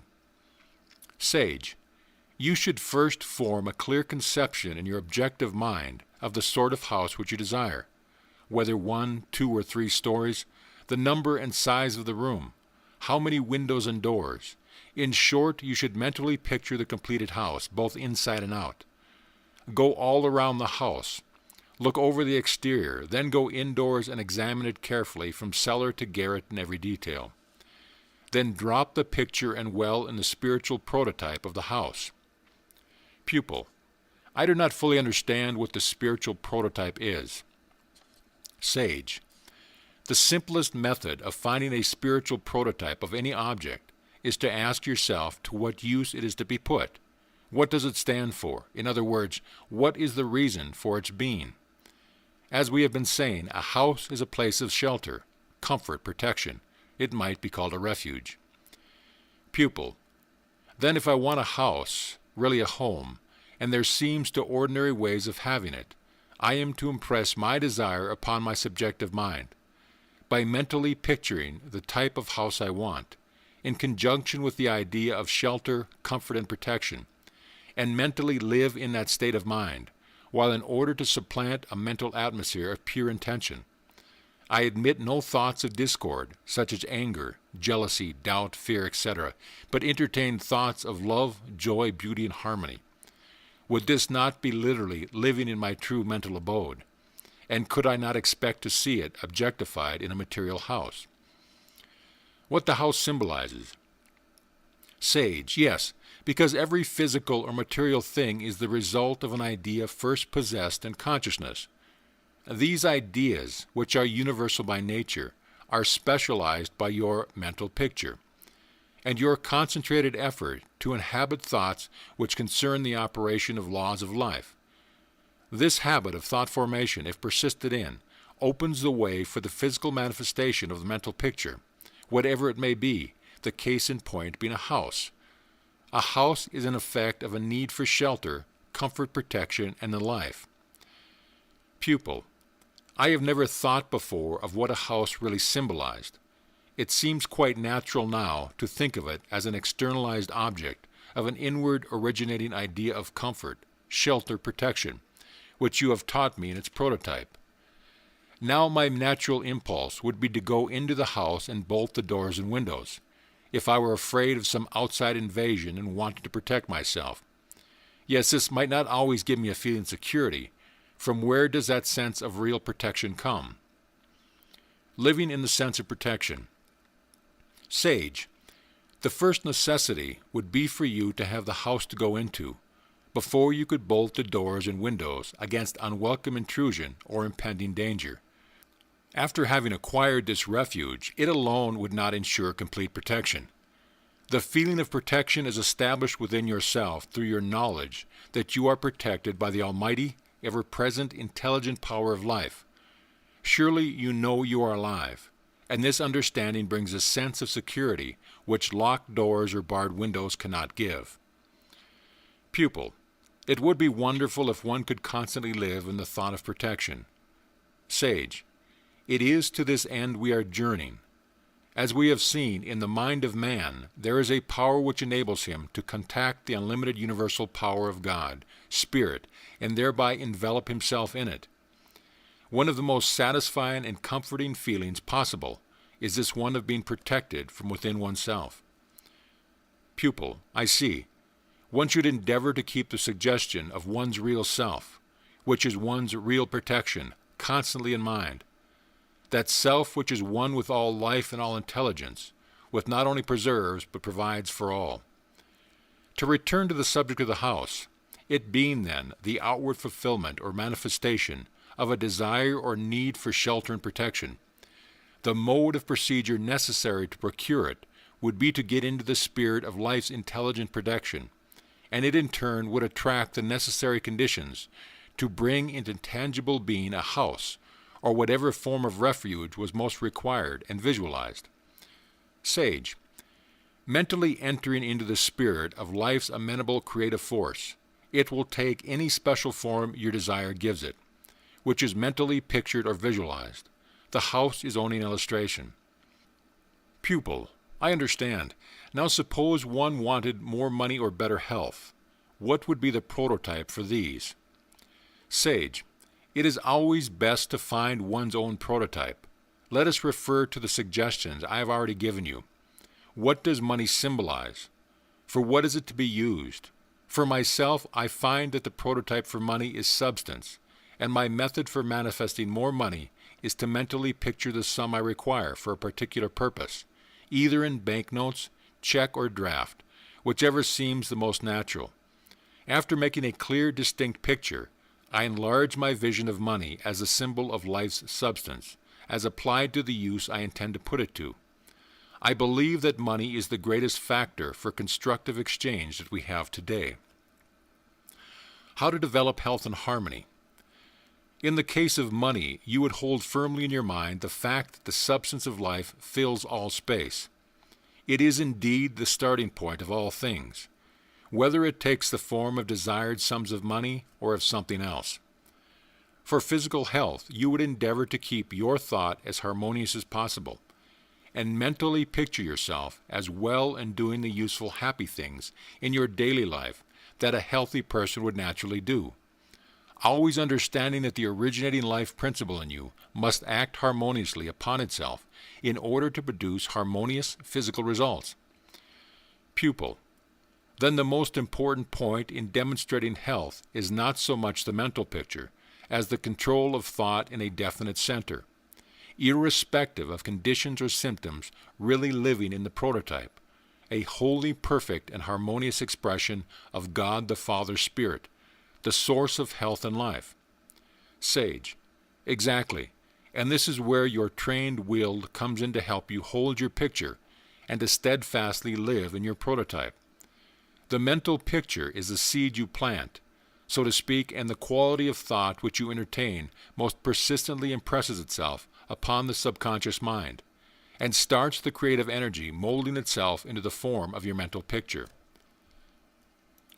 Pupil, then life's only creative power is subjective mind, which reproduces on the outward or physical plan the idea with which it is impressed.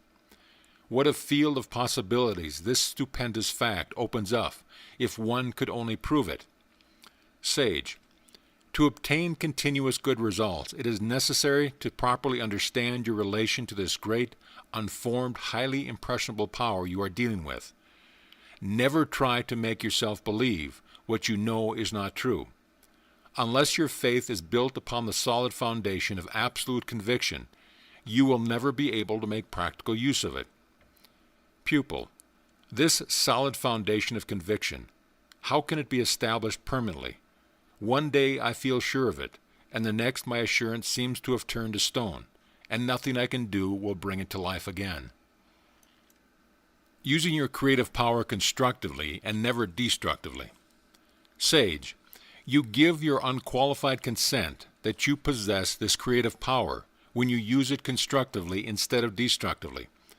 Remember that the creative energy has only one method of operating, which is its reciprocal action from the universal mind to your subjective mind, and then from your subjective mind back into the universal subjective mind, which is its source, and which unfailingly corresponds to the thought which originally generated it. Your greatest aim should be to irrevocably convince yourself that the originating spirit which brought the whole world into existence is the root of your individuality. Therefore, it is the ever ready to continue its creative action through you, just as soon and just as fast as you provide these thought channels. You will find yourself the possessor of an unfailing reproductive power. Pupil, I suppose I am not unlike others in that I am always willing to take all the credit for the good which comes to me, and unwilling to take the credit for my miseries, placing the blame on someone or some condition over which I believe I have no control. How can I overcome this wretched tendency? Sage, I can only repeat by endeavoring steadfastly to remember that the only creative power there is has but one way of working, which is that of reciprocal action. There is only one primary cause, the universal subjective mind, of which your own subjective mind is a part. To gain an understanding, it is necessary to be persistent in impressing your subconscious mind with the fact of its relationship to the unlimited whole. Bring your every thought and feeling into obedient connection with the best there is in you. This old saying has a word of truth in it. What thou seest, that thou beest, dust if thou see dust, God if thou seest God. Hold the thought of what you are, to guide you into what you want to be. Pupil, which means, I suppose, that the law is always the same. The thought I maintain becomes a fact in my mental as well as in my physical plane. So I must hold the thought of what I really am in order to become what I would like to be. Sage, yes, endeavor never to lose sight of this fact. Pupil, like the illustration you gave of the house, it has its birth in the idea of protection, irrespective of any physical form. Sage, protection is an inherent quality of life. Consequently, it fills all space, ever ready to be called into any form of expression. If you get into the spirit of that idea, you will see how quickly corresponding results will appear. Because the quality of the subject mind is the same in you as it is throughout the universe, giving rise to the multitude of natural forms with which you are surrounded, also giving rise to yourself. It really is the supporter of your individuality. Your individual subjective mind is your part in the great whole, as I have declared before. The realization of this will enable you to produce physical results through the power of your own thought. Pupil, that reveals to me your meaning in the Edinburgh Lectures on page 33, where you say, one should regard his individual subjective mind as an organ of the absolute, and his objective mind as the organ of the relative. I will never forget that fact again. Cultivating the idea of protection. Sage, the idea in the absolute is the very beginning or nucleus of the thing, regardless of the form through which it expresses. For instance, the pure idea of protection exists in life itself, is one of its innate qualities, and has no relation to a house or any building erected for that purpose. Pupil, then it is my objective mind or intellect which suggests to this self-existing absolute power the idea of this relationship? Sage, quite so. And if you will pattern the thoughts you have just expressed, telling your subconscious mind over and over again that it is the one and only creative power, which always brings into physical manifestation corresponding forms of the ideas with which it is impressed, you will realize the joys of success. Pupil, I see through a glass darkly. Is there no way to develop a keener sense of just how to awaken the subconscious mind so that it will respond more quickly? Sage, I will be happy to give you a copy of a letter I once wrote in response to a question similar to yours. This letter was considered so helpful that the men to whom it was written had it put into a pamphlet form, now out of print. It seems to me that the main thing that I said in the letter was, don't try. Pupil, why? I thought that trying was to be the main endeavor, even though it was difficult. A letter of golden leaves the sage's letter. To answer your question as how a keener sense of the subjective mind may be awakened, the answer is, don't try.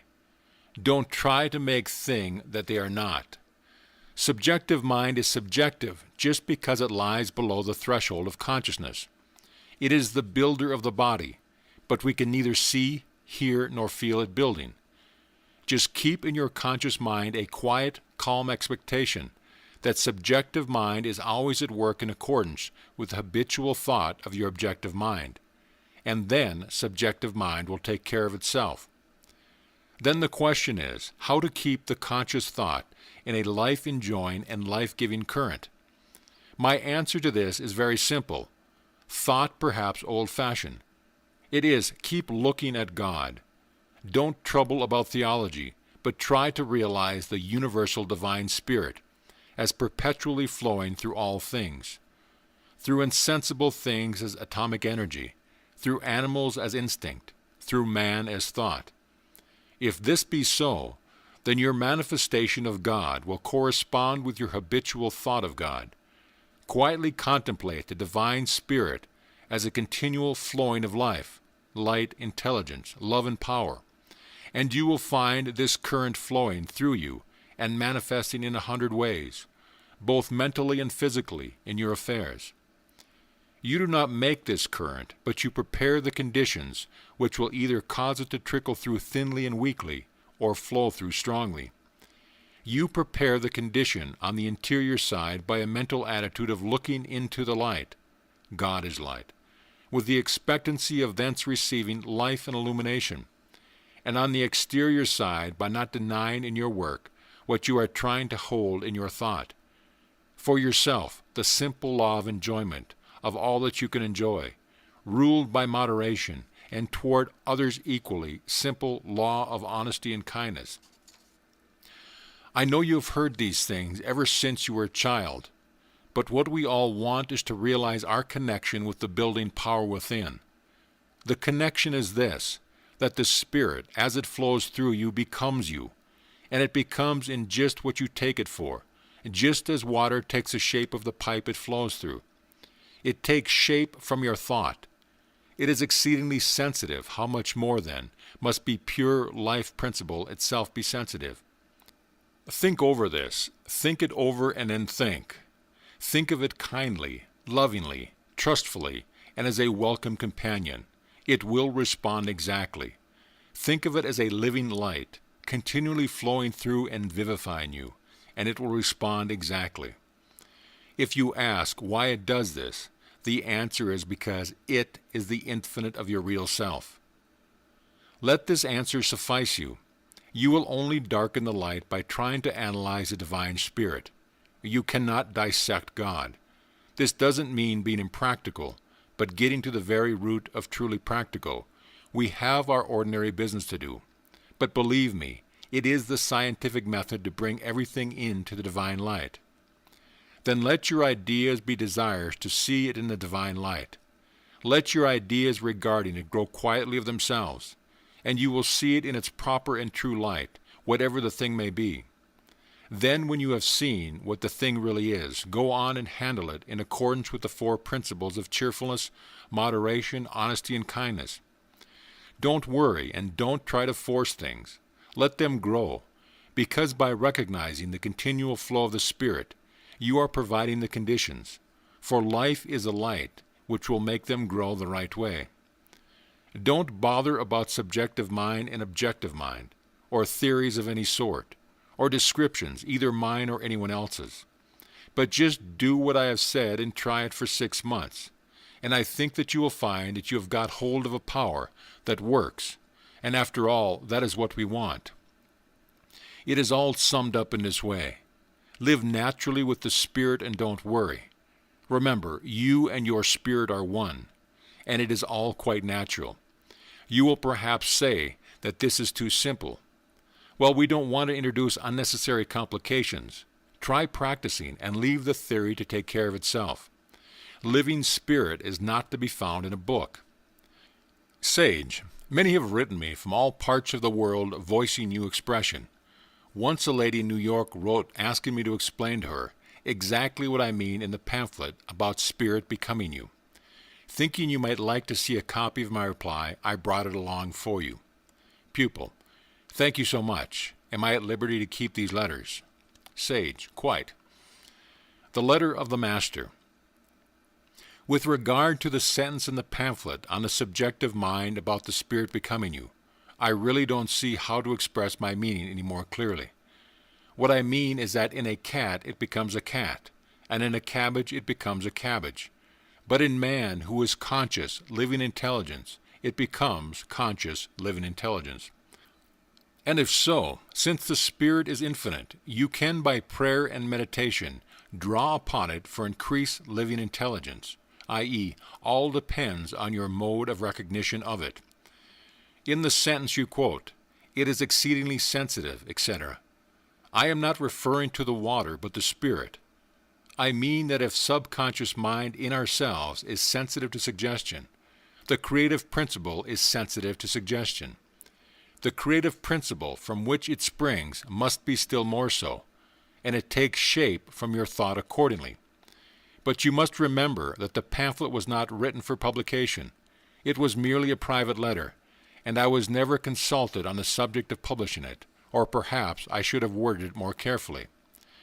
Supply and demand is a very large subject, but eventually you will always have to come back to the teachings of Jesus. Ask and you shall receive. We may write volumes on the subject, but in the end it always comes to this, and we have gained nothing by going a long way around it. I am coming more and more to see that the teachings of Jesus is the final embodiment of all that writers of those subjects are trying to teach. In the end, we have to drop all our paraphernalia of argument and come back to his statements of the working method. All the Bible promises are based on the divine knowledge of your mental constitution, and by simple reliance on it, we therefore afford centers through which the creative power of the universe can act in correspondence with our recognition of it. According to your faith, so be it unto you. Our faith is our real thought. If our real thought is expectation of disease and poverty, and so open the door to it. The whole purpose of the Bible is to direct our thought, which is our faith, in the right way, instead of leaving us to form it invertedly. Therefore, as the basis for our faith, the Bible gives us promises. Pin your faith to the promises, and you need not bother your brains to argue about it. The more you argue, the more you will pin your faith to your own argument and your understanding of the law, and as a logical sequence, you make the fulfillment of your desire depend on your correct arguing and exact knowledge, so that the result is you depending entirely upon yourself, and so you are no forwarder and are just simply where you are. On the other hand, by simply believing the divine promises, you transfer the whole operation to the divine spirit, your subjective mind, and so you have a good ground of expectation. And by your mental receptive attitude, you become a fellow worker with God.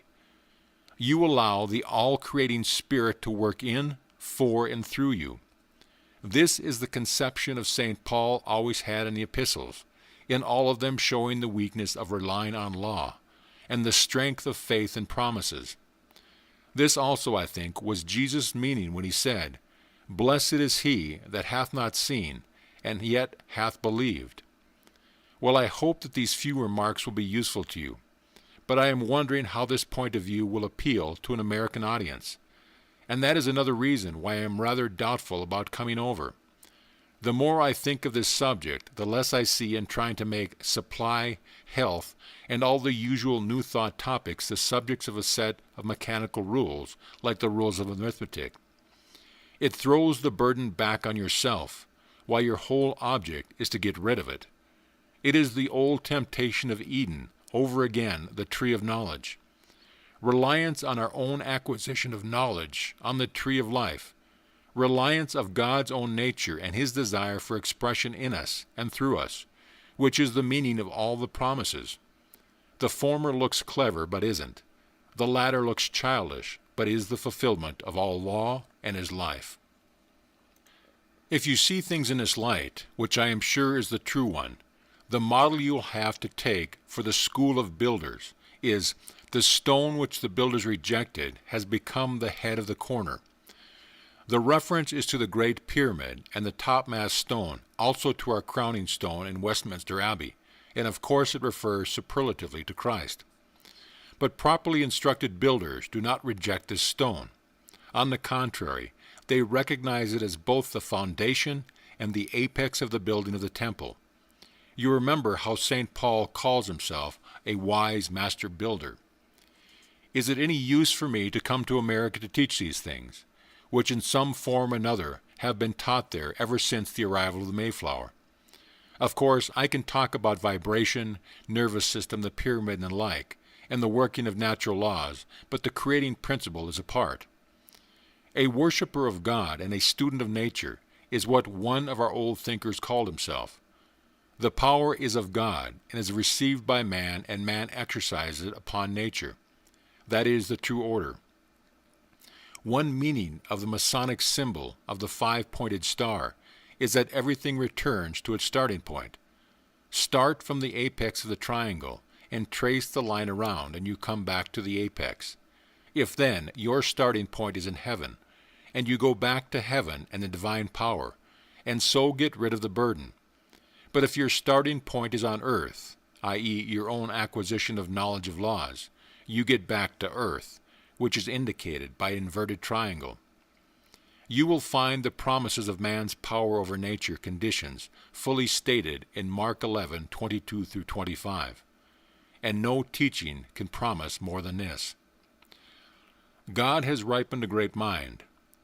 Pupil, no words can express what a privilege I feel to have you thus unfold and make clear to me the truth I have struggled so hard to understand. God has surely blessed you with one of the greatest minds of the present generation.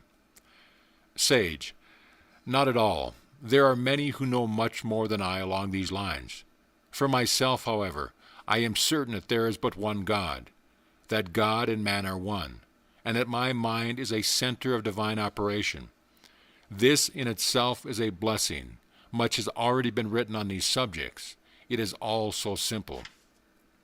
Pupil, I know it is simple to you, but to us, who are struggling between certainty and uncertainty, it is a rare benefit to be able to sit and listen at the feet of certainty. Sage, I am happy indeed that these lessons have been helpful. It has been a great pleasure for me to have exchanged ideas with you, and I know that you will pass them on to others whenever you feel they will be helpful. It seems to me that you now have all the material necessary to build for yourself a foundation and superstructure of absolute faith in God, and of the power of God in you, which is your subjective mind. This knowledge, well established, gives you dominion over every adverse circumstance and conditions, because you are in conscious touch with your limitless supplies. Only believe in the God within, and all things are possible unto you. End of chapter. Chapter 6. Hourly Helps. Sage, I want in this lesson to give you, in the most practical form, the means whereby you may meet the disquieting things of life, the things which wear soul, spirit, and body, almost to the snapping point. I want you to take these admonitions and instructions into your most intimate life and keep them bright and shining by daily use. They will help you hourly in overcoming destructive elements and in attracting constrictive ones. Anger. When anger begins to stir you, take deep breaths. Hold your thought on the inflow of breath as being rays of light. Breathing deeper and deeper, continue the deep breath until you have taken 25 inhalations. Hold each one while you count to 7. Then expel slowly, keeping your thoughts steadily on the inhalation, mentally seeing it go through all your lungs and penetrating every part of your body as a ray of light. Then meditate upon any real live thought about yourself, such as being one with all life and good. A little practice in this will soon relieve you of the tendency of anger. Anxiety. When conditions are not to your liking and you find yourself thinking more and more about how unhappy you are because of them, stay out of doors in the open all you possibly can. Endeavor to walk at least 2 miles every day, breathing deeply of the fresh air with this thought: I am breathing in the life, the love, and the power of the universe right now. Do not permit your thought to slip back into the old groove. Fill your mind with this declaration about yourself. You have been given dominion over every adverse condition through your power of thought. Persist in your steady recognition of this fact. Tell yourself over and over again that all is well right now in your thought and feeling, consequently outside conditions must and will correspond. Disease. If your body is in the expression of thought, then disease must be the result of a belief that your body is subject to disease. Tell yourself many times a day that all physical disease is the result of discordant thoughts. And when you have actually accepted this statement as truth, you will be careful to entertain only healthful, harmonious thoughts for yourself or another. For example, if you feel a headache coming on, begin at once to take deep breaths, and repeat with each breath that breath is life, and that life is perfect health. I am alive, so the health of life is manifesting in me right now. Disappointment. This subtle destructive power should be shut out at all times by the recognition of your direct contact with all the joy there is, because you are one with its source, universal good. If the joyous life does not express itself through the exact channels which you expect, know that it will do so through others. Life wants to express joy through us, for it made you an instrument in which and through which to do it. Because you are here for that purpose, you can and do enjoy all the good which life has to give. Take some physical exercise while holding that thought. A good one is to sit on a chair and take a deep breath, then slowly exhale. And as you exhale, gradually bend at the hips until you can touch the floor with the tips of your fingers. Repeat this 7 times with the affirmation: the joy of God is flowing in me and through me right now. Discontent. When this enemy to peace and happiness begins to advance, sing, sing, sing. Write out it loud if you can, or else do it mentally. Sing anything you like. Watch your breath control, and every night put into your subconscious mind the thought that God brought you into existence for the purpose of expressing all of life's harmonies, both in you and through you. And it is your divine right to be harmony and to be harmonious in your daily experience. Meditate upon the harmony you see, expressed in nature, and endeavor to apply it to your thought, and then express it. Discouragement. This is failure on your part to recognize the almighty, limitless source of supply, or God, as your never-failing cooperative partner. When you are assailed with a thought of discouragement, immediately ask yourself, what kind of power was it that brought me into existence, and for what purpose? Then repeat slowly and thinkingly, I do believe and I am persuaded that God is an ever-present, never-failing source of protection and supply. Watch your thoughts, lest any contrary to this affirmation be lurking around in the corners of your mind, and stick to it with all the will that you have, and you will break down the suggestion that there is any power in discouragement. Envy. Envy is due to a sense of separation from God and good. Endeavor to realize that where there is life, all that life has to give is present in its entirety at all times and in all places, and will come into visible expression through the persistent recognition of this grand fact. Fear. One writer has said that fear is the only devil there is. Certainly it is the most destructive power one can entertain. When fear comes to assail you, close the door of your mind against it with this positive thought. The only creative power there is thought. All things are possible to him who believe that the God which brought man to existence did so for the purpose of expressing his fatherly love and protection in his child.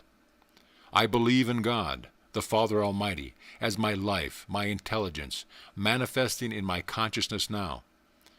As you think this, walk briskly or take strenuous exercise.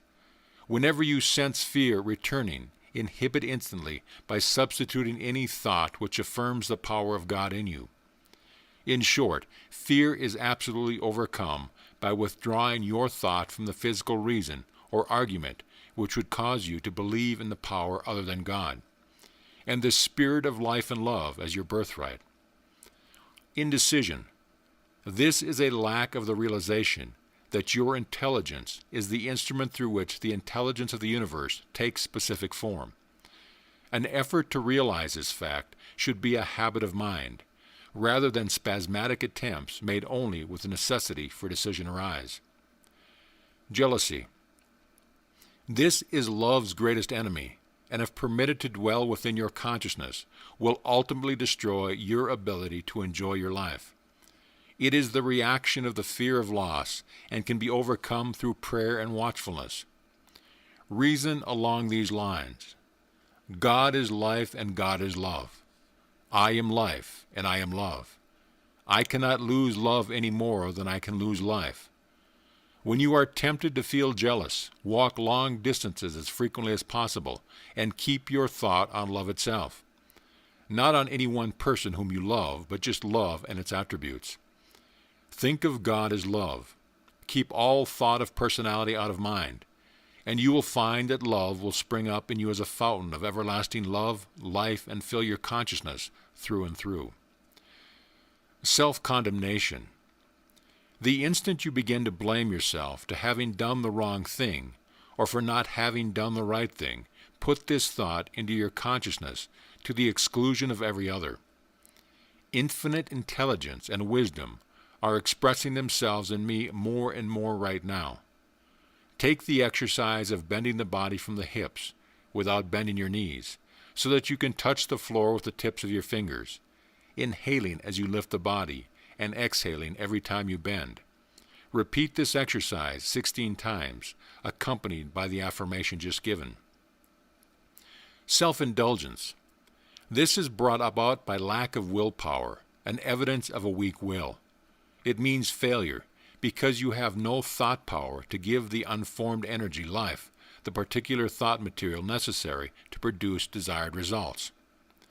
Absolute mental thought control is the one and only thing which is necessary for you to do, to be, or to have what you want.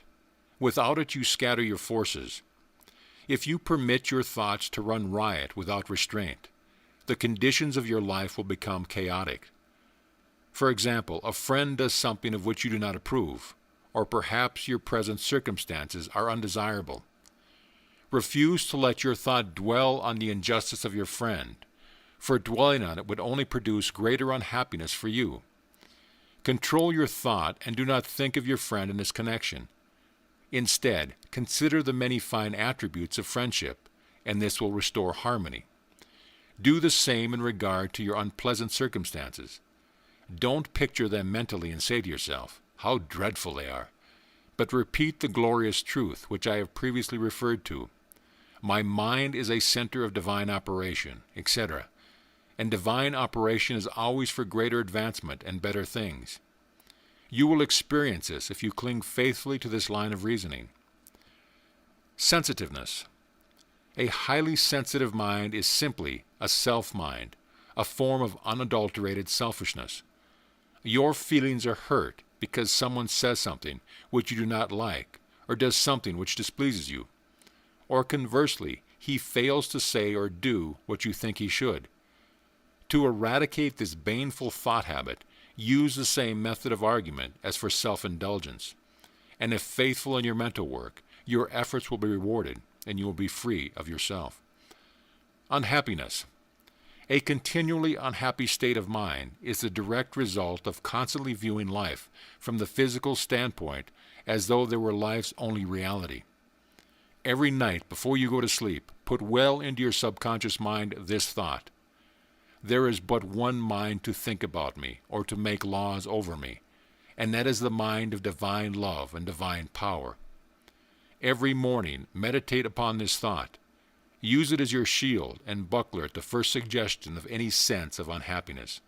You will soon find that the tendency to be discontented and unhappy will vanish, and happier conditions will come into your existence. End of lesson. Chapter 7. Putting your lessons into practice. Just as I am completing this manuscript for the printer, the idea suggests itself that it will also be helpful to give a definite idea in formula form of how to be and have what you want. First, you should endeavor to learn to be as near the perfect reflection of your own idea of God as possible, in thought and action. It may seem impossible at first thought to even approach such a goal, but reflection upon the thought that God made you out of Himself, because He wished to see and feel Himself in you, will help you to persevere. When you first began to read or learn, no doubt you felt in your childish way that it would be wonderful to read as well as the grown-ups could. You kept on trying, and then you read. Perhaps you have a big desire which you would give your life to have fulfilled. In reality, it is only necessary for you to give a few moments each day to earnest effort in getting into the spirit of this idea of God and living in every waking hour. Then endeavor to find the spiritual prototype for your desire.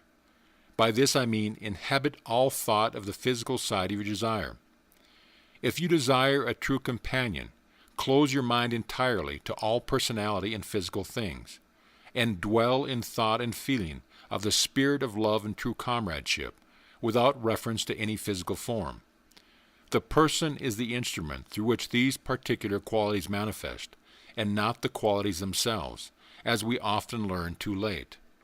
Or you may desire improved financial condition. Here again, it is not mere money you desire. It is that which money symbolizes: substance, liberty, freedom from lack. Therefore, you should go alone, night and morning, or any time when you are certain you will not be disturbed, and meditate first upon your own true relation to God. After your feeling has been stimulated to the point of certainty, then meditate upon the ever-present, never-failing substance and freedom of God. Try not to lose sight of the fact that the greatest magnet for acquiring money is ideas. There is every reason that you should capture one of these big money ideas if you will persistently follow the suggestions given. If you do this, you will not only capture the idea, but also the courage to put the idea into practical application. This courage, put to positive use, will bring you to the goal of your desired substance: love, friends, health, happiness, and the peace that passeth all understanding. May all these things come to you in richest measure. End of chapter. End of book. This audio presentation of Attaining Your Desires by Letting Your Subconscious Mind Work for You by Genevieve Baron has been brought to you by AudioEnlightenment.com and has been recorded for the exclusive use of Audio Enlightenment members only. If you have received this audio from any website other than our own, please visit our website and let us know at your convenience.